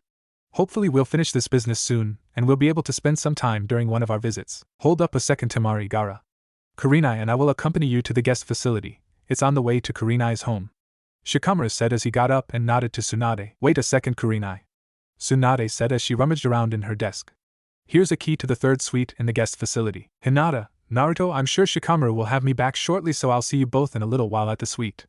Kurenai said. With that, Gaara and Temari joined Shikamaru and Kurenai as they all left Tsunade's office. Tsunade reached back into her desk and pulled out 2 more keys. She walked around her desk and handed Hinata and Naruto one apiece. These are also for the third suite. Although I doubt you two will need both keys, just in case the link fades and you can separate, you might need both of them. I'm pretty sure that Jiraiya and Kakashi have a few things to take care of, so I'd like you to escort them to the suite. Of course, Tsunade-sama. Iruka said as he got up and bowed deeply to Tsunade. Jiraiya and Kakashi both said goodnight to everyone and vanished. Now Iruka, I'm sure you've got to get up early tomorrow, so I think it'll be okay for you to leave these two alone for a little while before Kurenai gets there. I believe the two of you can be trusted. Right. Tsunade said as her eyes bored into Naruto. What? Naruto practically jumped up as Tsunade's gaze settled on him. Tsunade sighed deeply. I guess I have to spell it out for you, since it looks like somehow beyond any reasonable expectations you've managed not to be completely corrupted by that damn pervert during your training. Basically, I think that the two of you could use a little bit of time alone together, but I don't want either of you to think about taking advantage of my hospitality. In other words, when you're alone together you had better keep your clothes on. Naruto and Hinata both blushed brightly at Tsunade's words. Well, Hinata help me out here. Naruto looked to her desperately, but she just turned bright red and stared at the floor. Naruto, the words you want are thank you. Tsunade said as she smiled. Just don't forget what she said, Naruto. Iruka said as he elbowed his former student. Thank you, Tsunade-sama. Naruto quietly said. Yes, thank you, Tsunade-sama, we do appreciate this. Hinata joined in. One last thing, Naruto, just when did you learn the word inane anyway? Everyone laughed as Iruka led the two teenagers out as they all said goodnight to Tsunade. Left alone finally, she reached into her desk and pulled out a bottle of sake. Iruka led his 2 young charges through the quiet streets. It had gotten rather late, and they didn't talk as they wound their way through the streets to the Hokage's guest facility. It was an unassuming building looking much like one of the typical manor houses that many of the better-off families of Konoha lived in. Their keys also worked in the front gate, and they wound their way through the main hall until they found a door with a number 3 on it. Okay, you two, don't forget what Tsunade said, but otherwise have a good night. Iruka said with a smile as he turned and left the two in the doorway. In something of a haze they walked into the suite and nearly collapsed onto the couch. It had been a long day. Finally alone, Tsunade sighed and poured herself some sake. There was a soft knock on her door. Damn, will this day ever end? She thought. Yes, come in. She sighed again. Tsunade-sama? A young pink-haired girl timidly entered. Sakura? Tsunade was surprised at the unsure and uncomfortable state Sakura seemed to be in. What's wrong? It's Naruto. The young woman timidly looked down. Well, more like my feelings for him and this whole Hinata thing. Oh dear. Tsunade said softly. I'm going to need more to drink.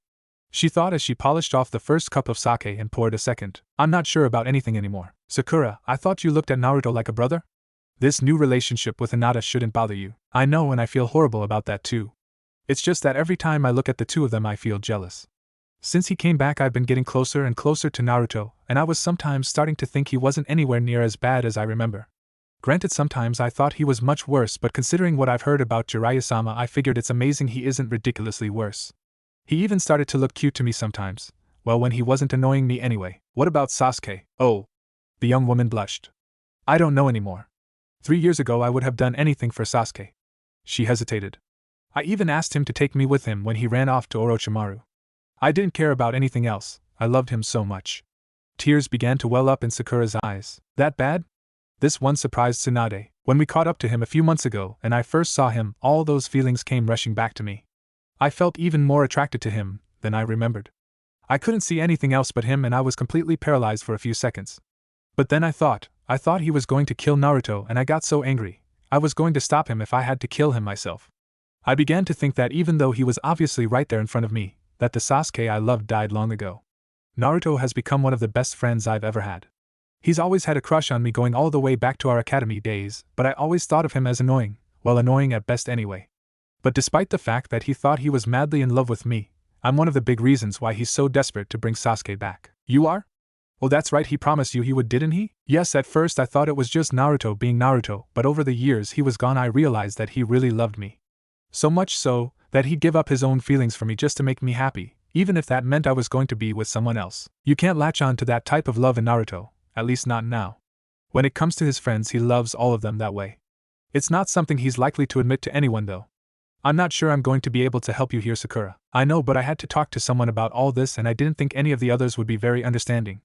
Seriously, can you see me talking to Ino about even the slightest possibility of me liking Naruto more than Sasuke? I think her head would explode. Sometimes I think my head would explode if I really thought about it all. I understand, listening I can do. Besides, who knows, I may even be able to help a little after all. She paused. To be honest, I was rather surprised that Naruto grew so attached to Hinata so quickly. I've been looking into the two of them, and I discovered some interesting things that may help you out. Although knowing some of this may make things worse, and this could be a little painful for you. Sakura's eyes widened a bit at that. Worse? Possibly. When things like this happen, it sometimes makes people face things about themselves that they don't care to see. I suspect that you're actually part of the reason why Naruto has fallen for Hinata so hard and so quickly. From what I've been able to gather, she's liked him for at least as long as he's liked you.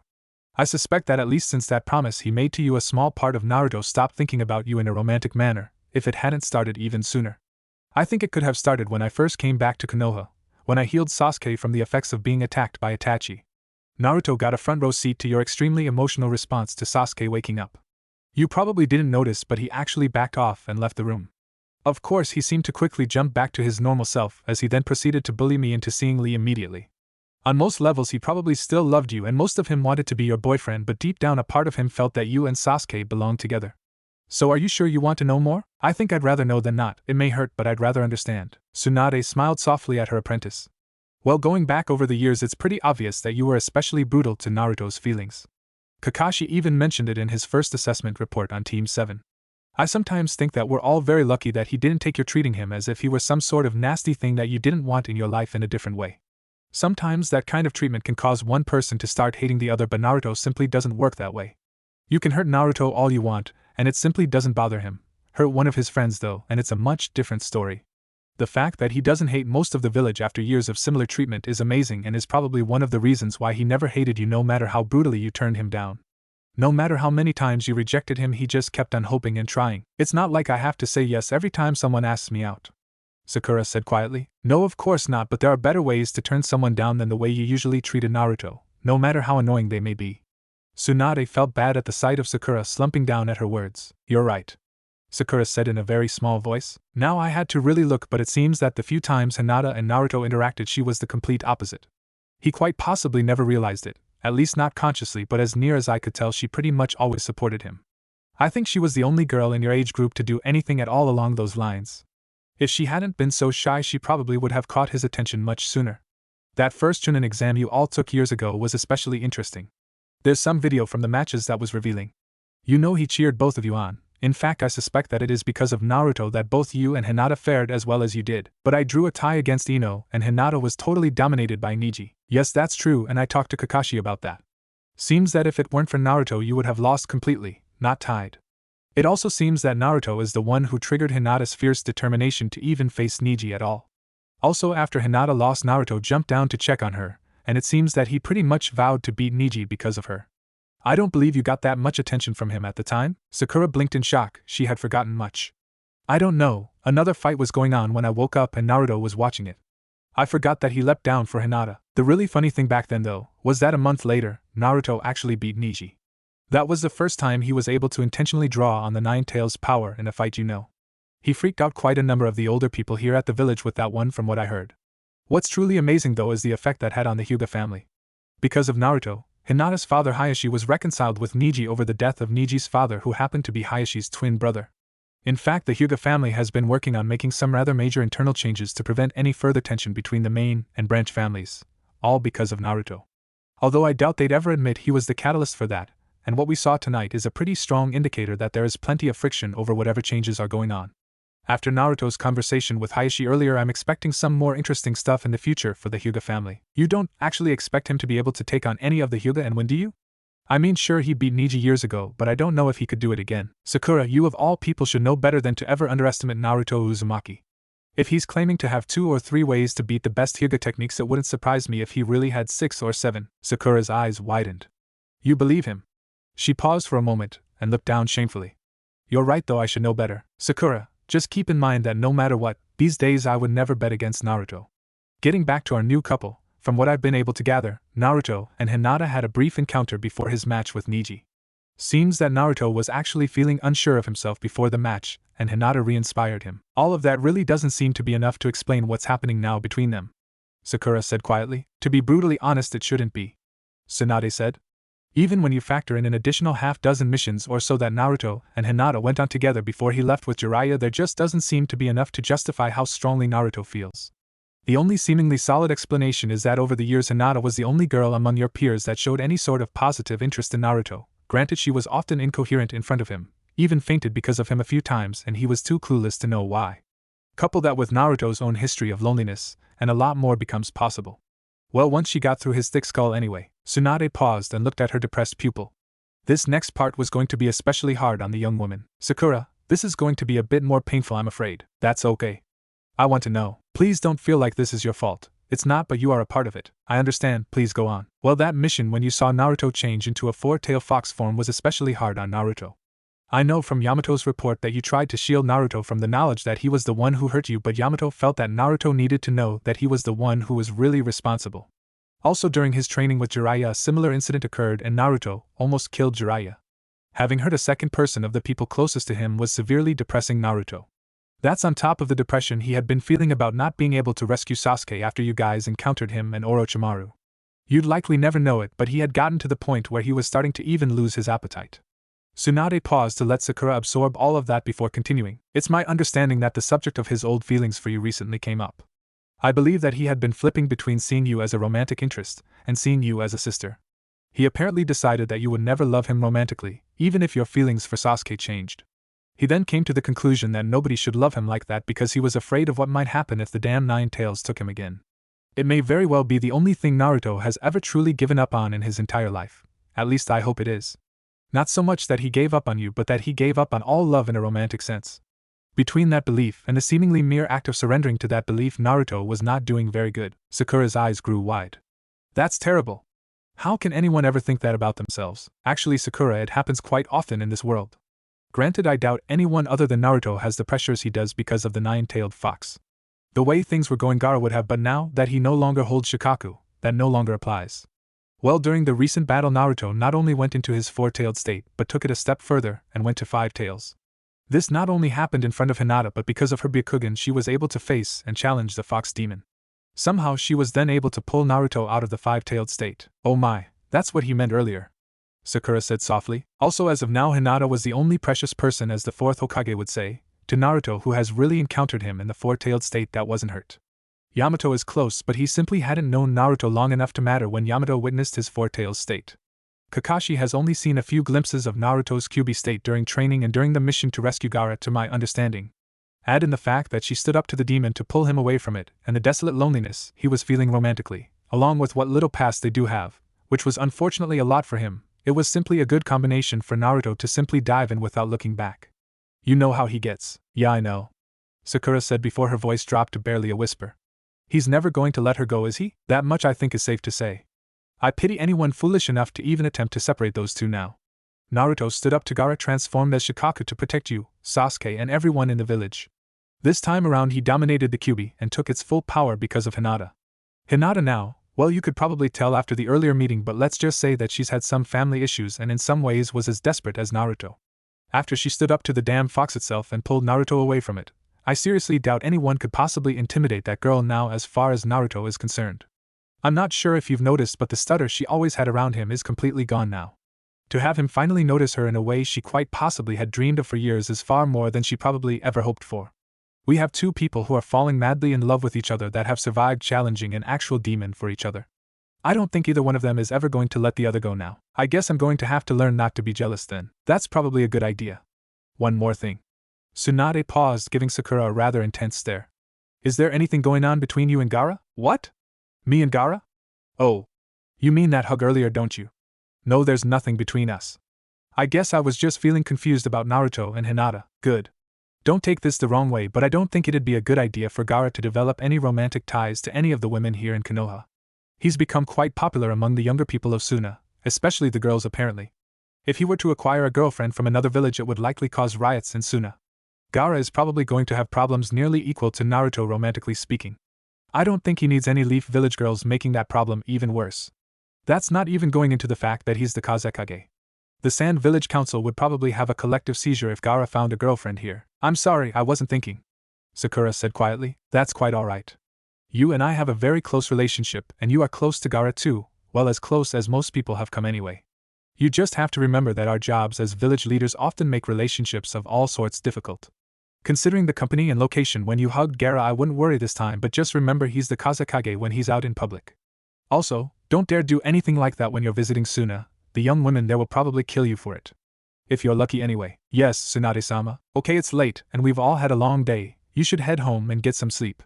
I've got a few things to take care of before I check in on Naruto and Hinata. Tsunade gave Sakura a soft smile. Thank you for all of this. Sakura stood up, smiled herself and left, allowing Tsunade to pour herself one final glass of sake before getting up herself and heading over to the guest facility. Naruto was completely baffled as to how, but somehow he wound up alone with Hinata at one of the guest suites near the Hokage's residence.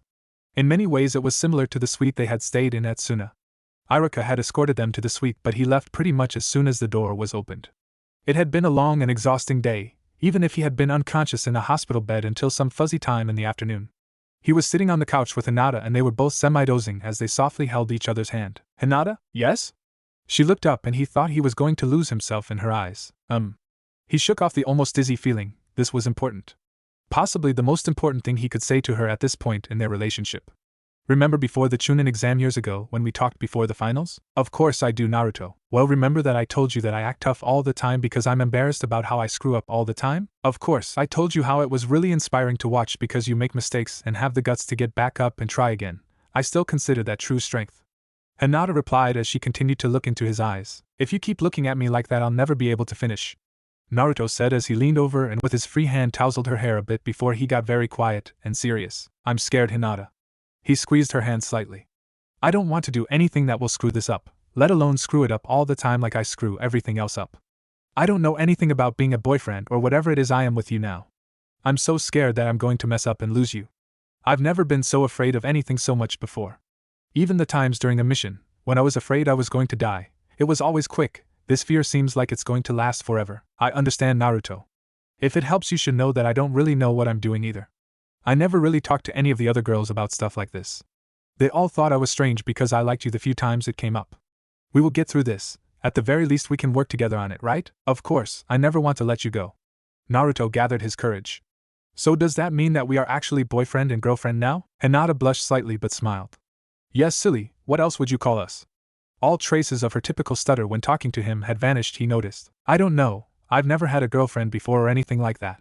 This feels like it's more than I imagined having a girlfriend would be and nothing like all that stuff Jiraiya writes about all the time. I think you're right, it is more, but we'll use boyfriend and girlfriend for now. Hinata squeezed his hand again. Hinata? Naruto looked at her with fear in his eyes this time. Are we really in love? It's an awfully big word, you know. Hinata paused as she noticed the fear and squeezed his hand again. Naruto, I really don't know either. I think we are, at least we are more so than almost everyone else I know, but it is very soon for us to be using that word, I think. Thank you for understanding. For a second there I was worried that you would think I didn't want to be with you, because I really do, but this is all so new and I don't want to screw things up by saying the wrong things or the right things at the wrong time. You know, you're right, we can work on all of this stuff together, he said as he breathed a sigh of relief. She suddenly started blushing again and softly smiled. There is something though that I want us to do now. Sure, whatever you want. Naruto looked at her blushing face slightly confused. Come here, I think we should be standing. She smiled as she got up, pulled him up with her and looked around as she took off her jacket and tossed it onto one of the arms of the couch. Didn't Tsunade say to keep our clothes on? Naruto asked with a slight tinge of panic in his voice. Jackets don't count, silly, Hinata said as she stared into his eyes. Oh, okay then, Naruto answered as he took off his own and tossed it onto Hinata's. It still made him feel uneasy though. They were in a guest suite for visiting dignitaries and as such it had certain features that weren't present even in a place like her home. Her eyes locked onto a fountain in one corner of the main room. It was near the door and set back in its own alcove. Hinata's smile got slightly larger. That will do quite nicely, she said softly as she led Naruto to stand near the fountain. What will do? Naruto said as he began to get nervous. Something was going on and he felt more clueless than he had ever felt before. Stand right here. Now put your arms around me. She stood in front of him and looked deep into his eyes. She gently reached up to put her arms around his neck. Naruto was feeling strange. Her eyes had become hypnotic, and he almost felt that he was drowning in them. Hinata smiled at the slightly dazed expression on his face as she spoke ever so softly, just above a whisper. Close your eyes and kiss me, Naruto. Naruto somehow knew that he shouldn't say anything now. He closed his eyes, tilted his head to the side and down as Hinata lifted hers up slightly. Although it was a bit clumsy, their lips met, and they softly pressed them together. Hinata moved her hands to the back of his head and ran her fingers through his hair, sending chills down his back.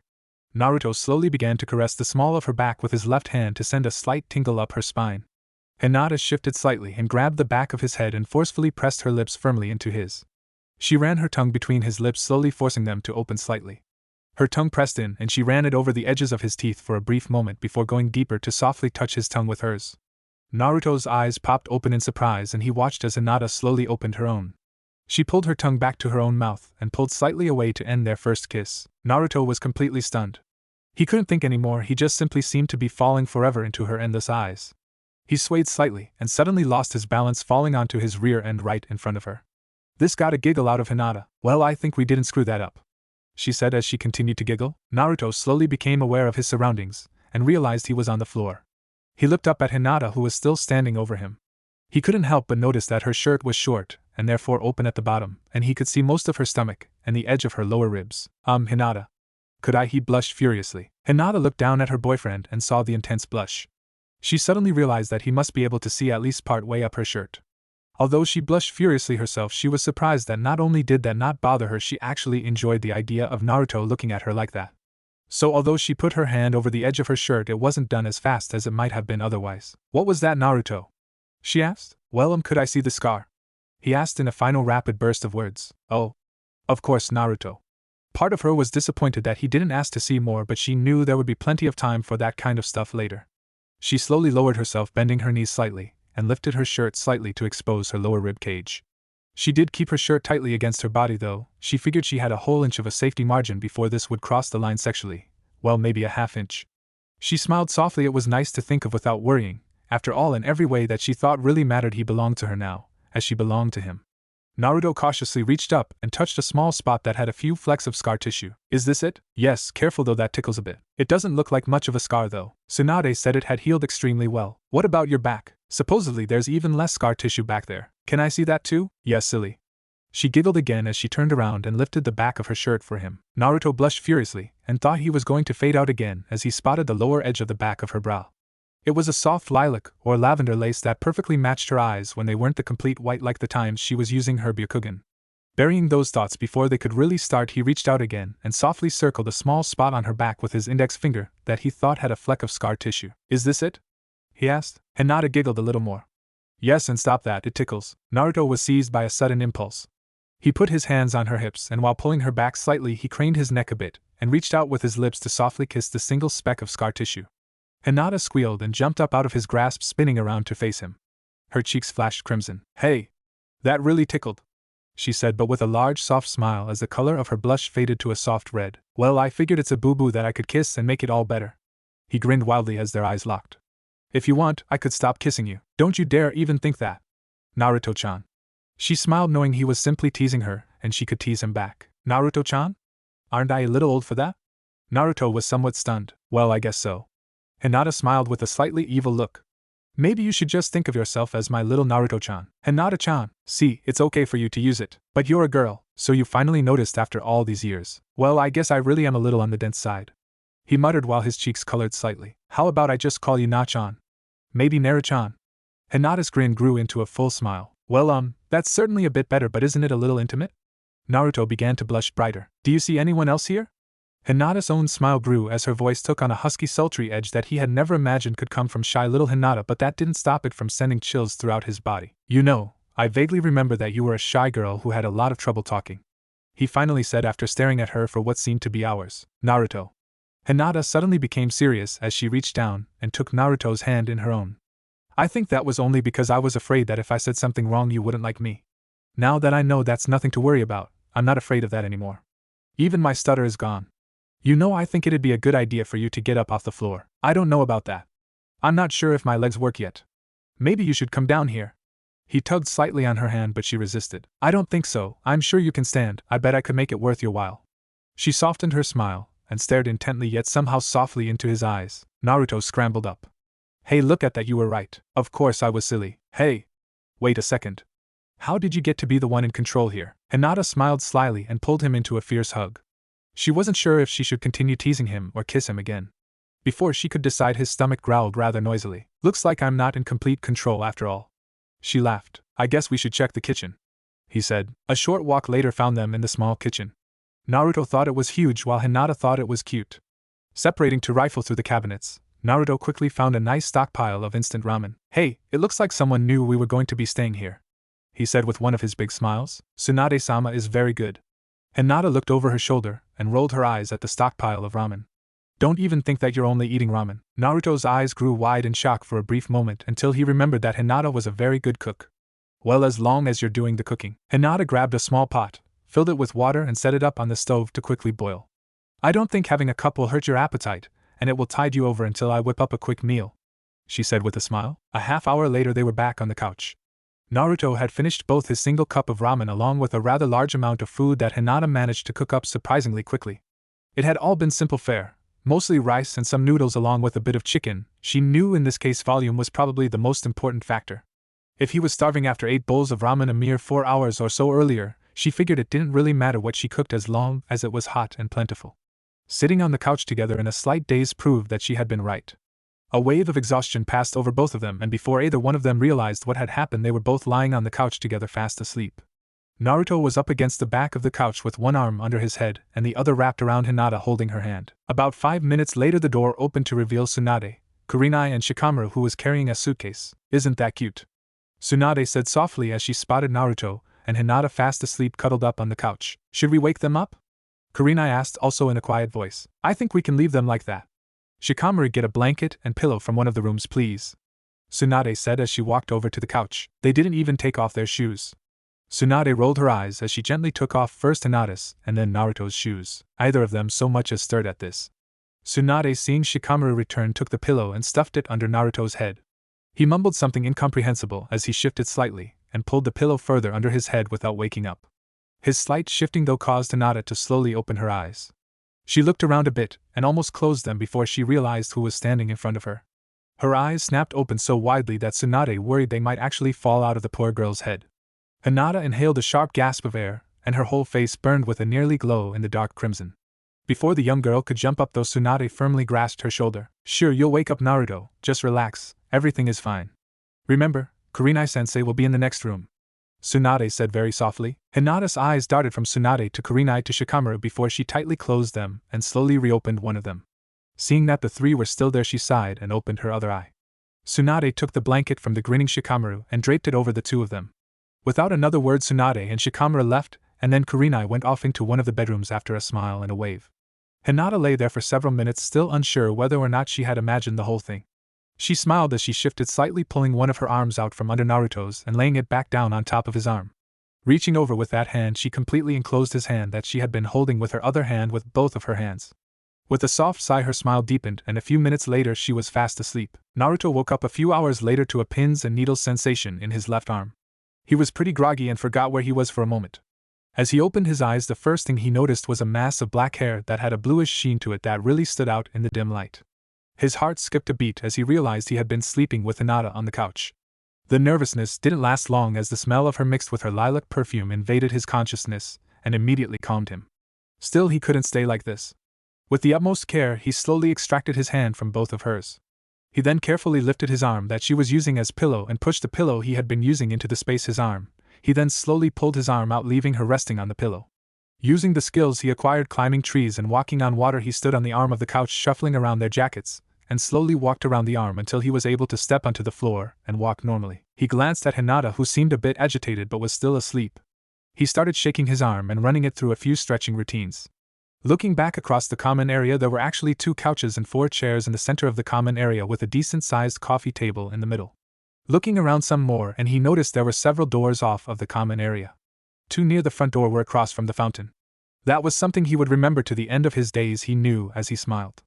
He slowly and quietly walked over and opened the first door and found a decent-sized closet. Something seemed odd, and he had felt uneasy as he walked towards that first door, but it faded slightly as he took a step closer to Hinata. The link. He had almost forgotten about it. He walked back to the couch, gathered up the 2 jackets, and hung them properly in the closet. Rubbing his eyes, he checked the next door, and was stunned to see a nice-sized hot tub. He was no longer absolutely sure of Tsunade's motives, but he certainly wasn't going to complain. Looking back over the major part of the common area, he counted 4 more doors, 2 on each side, and then noticed a 5th across from the kitchen area next to the eating area. He hadn't noticed earlier, but the table was pretty big and had 8 chairs. That area was really just an extension of the common area. The door closest to the fountain was open, so he decided to check that first. As he quietly peeked in, he was surprised to see Kurenai-sensei fast asleep in the first of 2 large beds. Carefully, he backed out, afraid that he would wake her up. He should have known better. Even though he didn't see them due to a simple genjutsu Kurenai had invoked, her eyes were open and she was watching him intently. He checked the room next to Kurenai's and found another bedroom with 2 large beds and its own set of doors. Checking those 2 doors, despite the growing feeling of unease, he discovered a bathroom and a closet. Walking across, he checked the other 2 and they were basically the same. The only difference he could see was that the rooms on Kurenai's side of the suite had the bathrooms and closets further away from each other. Kurenai's bathroom and closet were actually up against the fountain, and the other room on that side, the bathroom and closet, were up against the kitchen. The rooms on the other side, though, had what had to be the bathrooms and closets between the 2 rooms. Naruto wasn't about to go and check just to be sure, since he worried that the uneasiness he felt would also be felt by Hinata and he didn't want to wake her. Looking through the last door, which was luckily open, from the coffee table area, he saw what looked like a meeting room with the edge of what looked like a large table, and he spotted some chairs. He went back to the room between Kurenai's and the kitchen. Going up to the first bed, he pulled back the covers. He then headed back to Hinata and very carefully hooked one arm under her knees and the other behind her neck across her shoulders and slowly picked her up. Hinata's free arm dangled for a moment before she murmured something he didn't understand, and she actually reached up to grab his shoulder without waking up.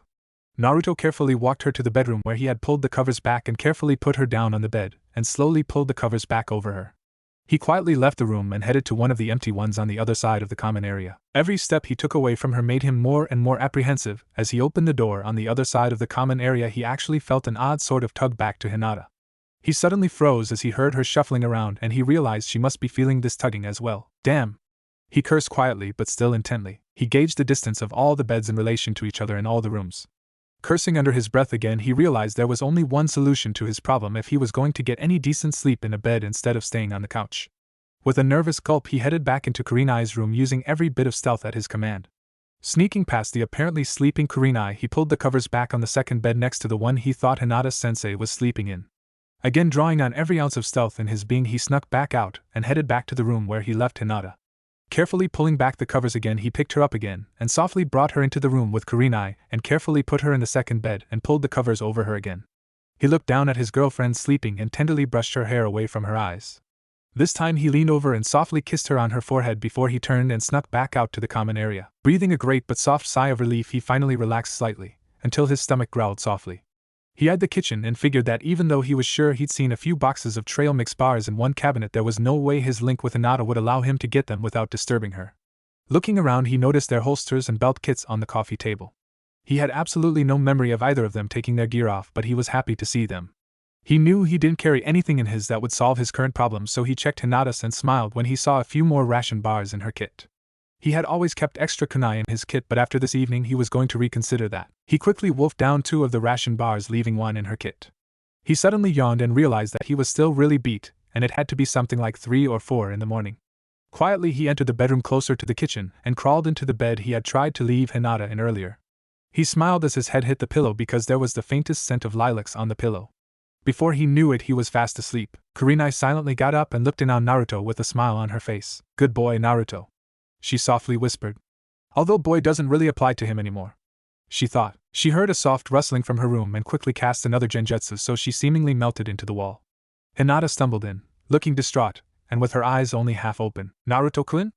the young woman whispered as she walked up to the sleeping blonde ninja. He didn't visibly really react, it seemed, but if she had been more awake she would have noticed that he smiled a little more from the sound of her voice. She leaned down and softly touched his shoulder. "And Naruto?" Her quiet voice had a slight quiver to it. That slight waver in her voice shocked him awake. "Hinata, why did you leave me alone?"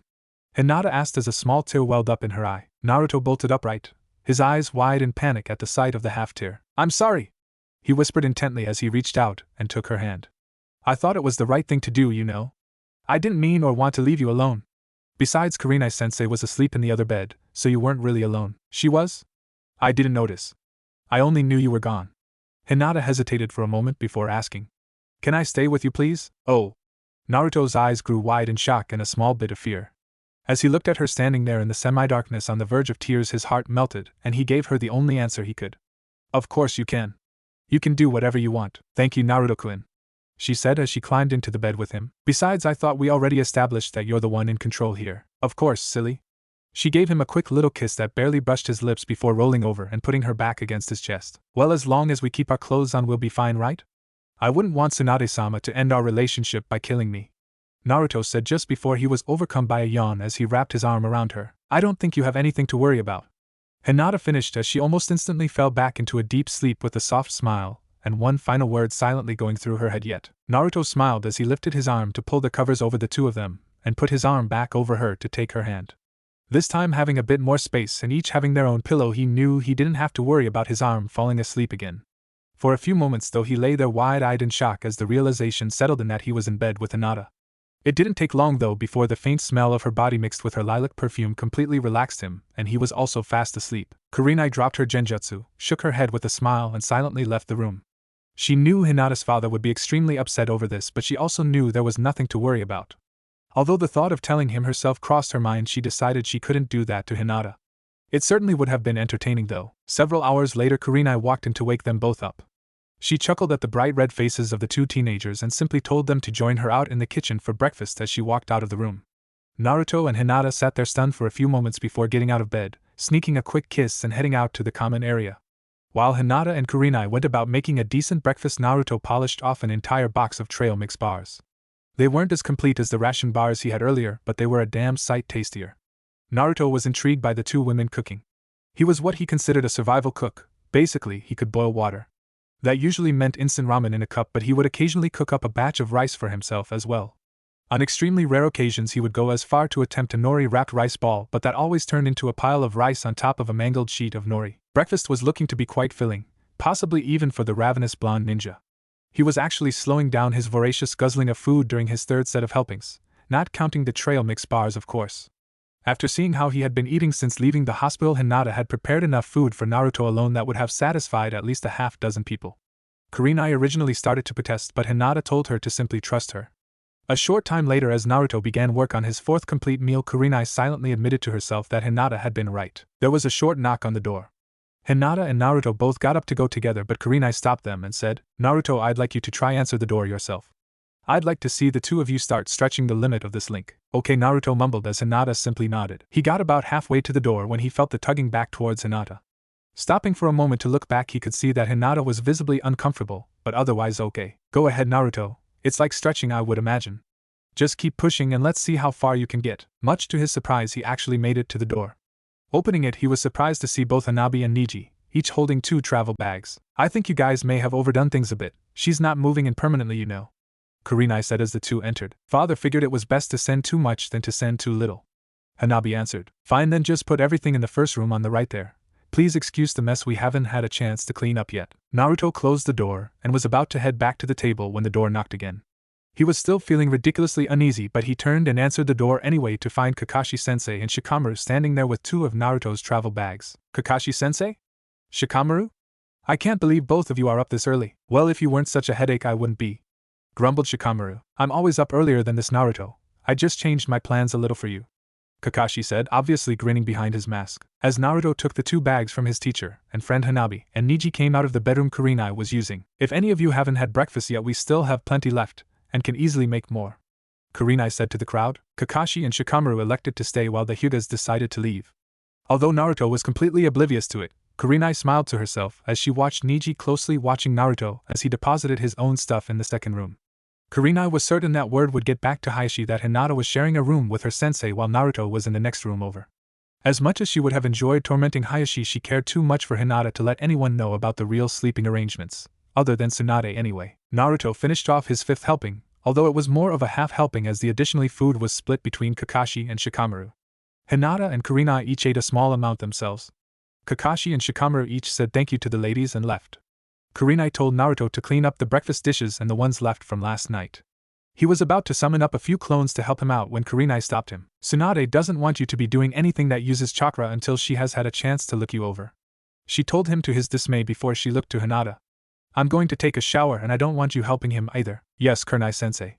Hinata looked down, actually saddened by Kurenai's command. Don't worry about it, Hinata. If this is all I've got to do to get a good meal, I definitely have got the better end of the bargain. You're a really good cook.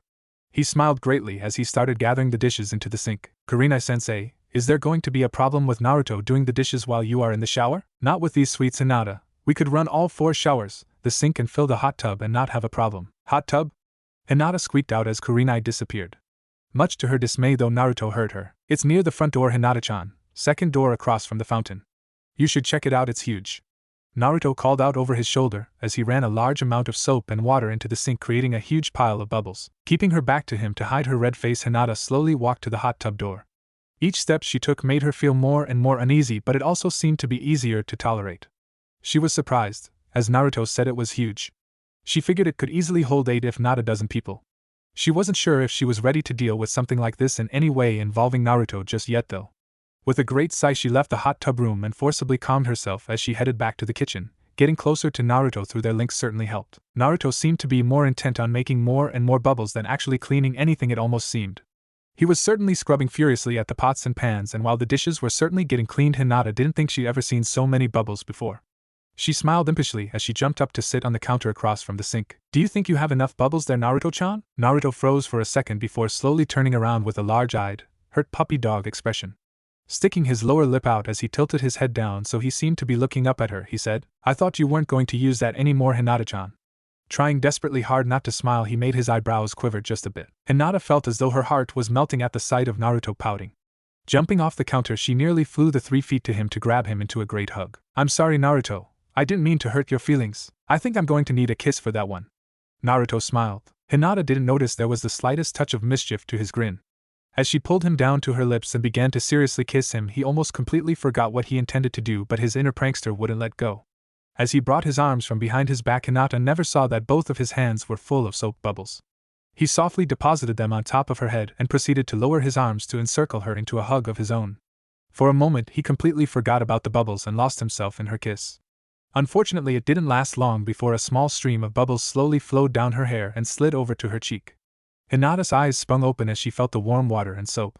She struggled a bit since Naruto had pinned her arms within his own, but he was too distracted to remember he was supposed to keep her arms trapped.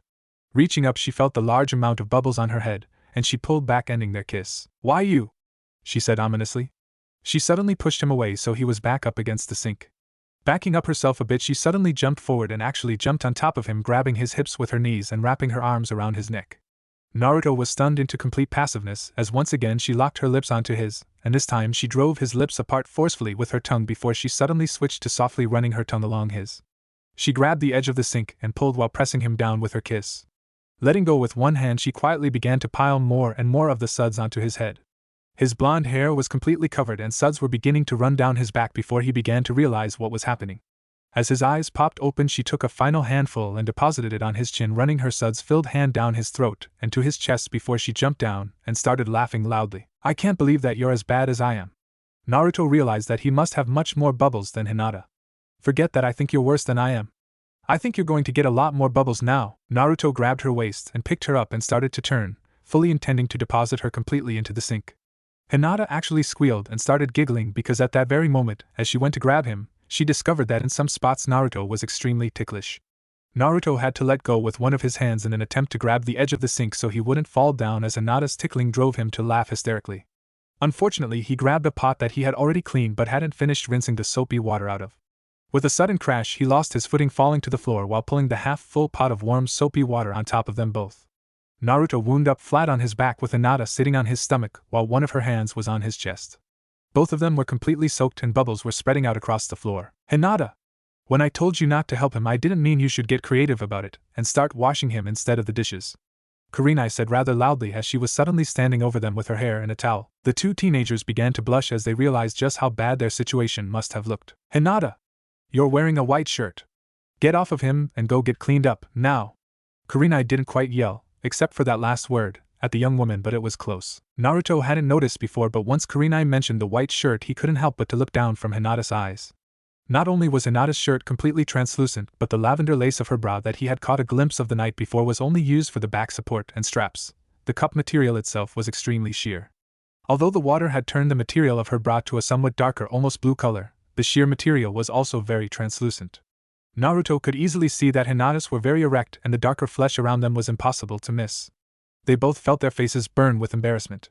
Hinata gave a high-pitched squeak, leaped off of Naruto and vanished into Kurenai's room, slamming the door shut as she flew past it. Naruto was so completely stunned that his brain had basically shut off and he just lay on the floor blinking with his mouth slightly open. Naruto, get up, Kurenai said as he lay there.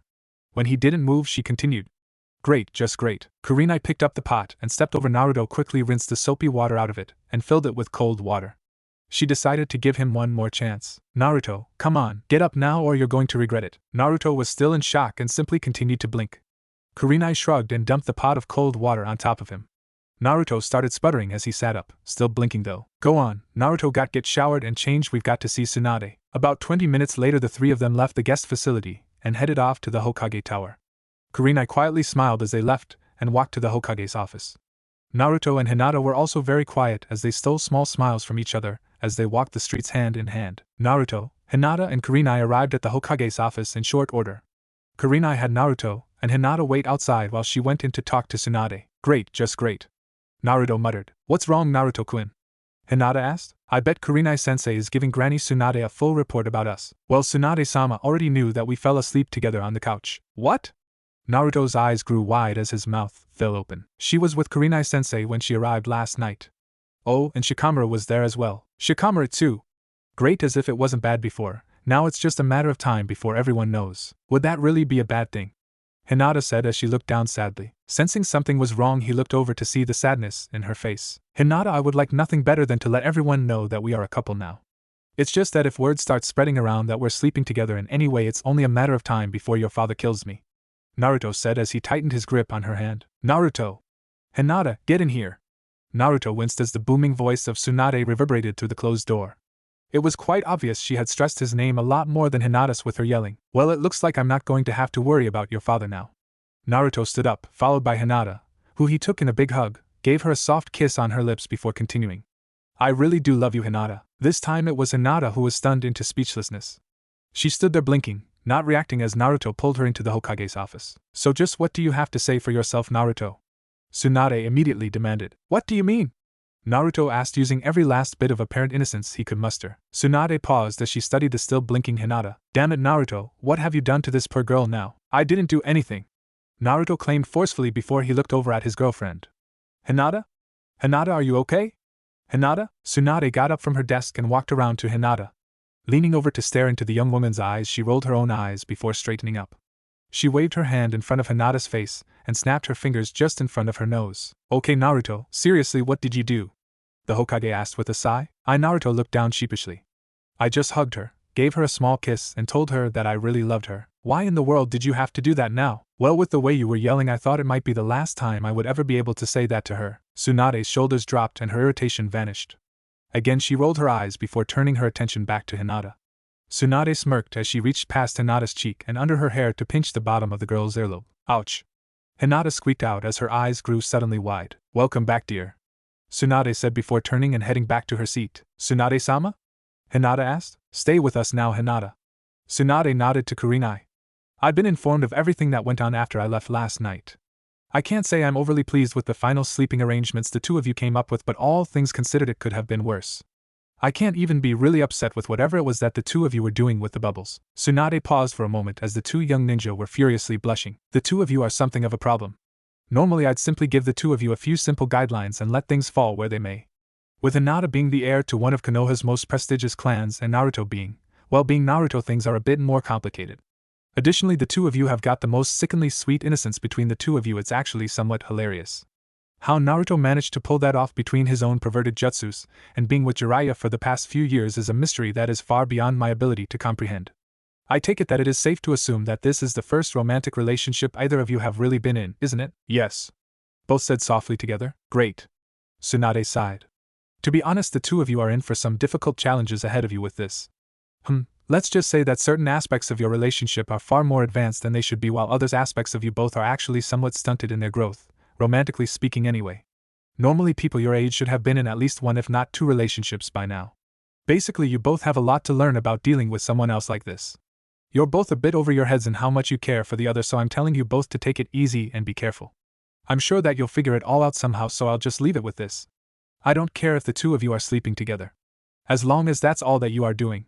Remember that as long as you are my guests at the suite. Tsunade smiled again as the two of them planted their eyes firmly on the floor and blushed furiously. Now Kurenai-sensei has told me that she's already started having the two of you attempt to stretch the link between you both.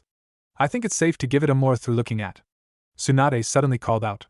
Sakura. Naruto became a bit agitated when he spotted the odd assortment of medical equipment, including a tray full of all sorts of surgical tools on the cart that Sakura wheeled in as she entered Tsunade's office. First, let's look at that arm of yours, Naruto. I've been putting a new bandage on every day after I shower. Still doesn't hurt for me to look it over.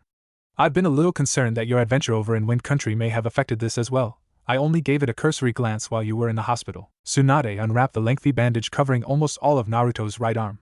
He had been wearing one every day, and since the itching had subsided he could almost forget it was there at times. Tsunade hummed slightly as she took his arm in her hands and looked over the reddened skin. The numerous cuts were still healing too slowly for her tastes, but at least the recent battle and his latest stay at the hospital hadn't made anything worse.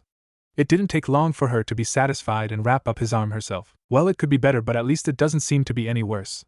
Tsunade looked around and sighted her young apprentice. Suddenly she remembered her conversation with Sakura. Sakura, you can head back to the hospital now. I don't think you'll be needed for the rest of this. Of course, Tsunade-sama.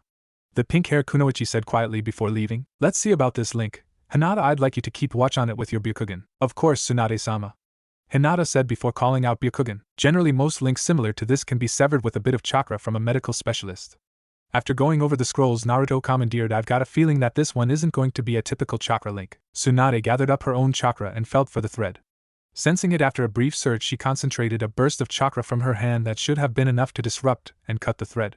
She felt a flare of energy, and pulled back her hand with a small yelp as her fingers began to tingle. Swanda-sama. Are you okay? Hinata asked. I saw the link flare. I'm fine, my hand is a little numb but I'm fine. Tsunade answered. Tsunade became somewhat suspicious of this odd link. It shouldn't have flared like that. She pulled a chakra-enhanced scalpel from the tray, focused her own chakra into the blade and probed the area with her medical jutsu until she found the chakra thread connecting Naruto and Hinata. Using her own chakra, she grabbed hold of the thread. Brace yourselves, you two. This may be a bit, well, I don't actually know what's going to happen, so just brace yourselves. She brought the scalpel to bear on the thread, fully intending to sever the link between the two young ninja with a brute force method. As soon as the chakra-powered blade came into contact with the invisible thread, there was a flash of bluish light that had the slightest tinge of red in it. Everyone gasped since the flash was visible to everyone in the room. They all heard a metallic tink as the light quickly faded. Tsunade brought the scalpel up to her eyes to examine it, and sighed in frustration.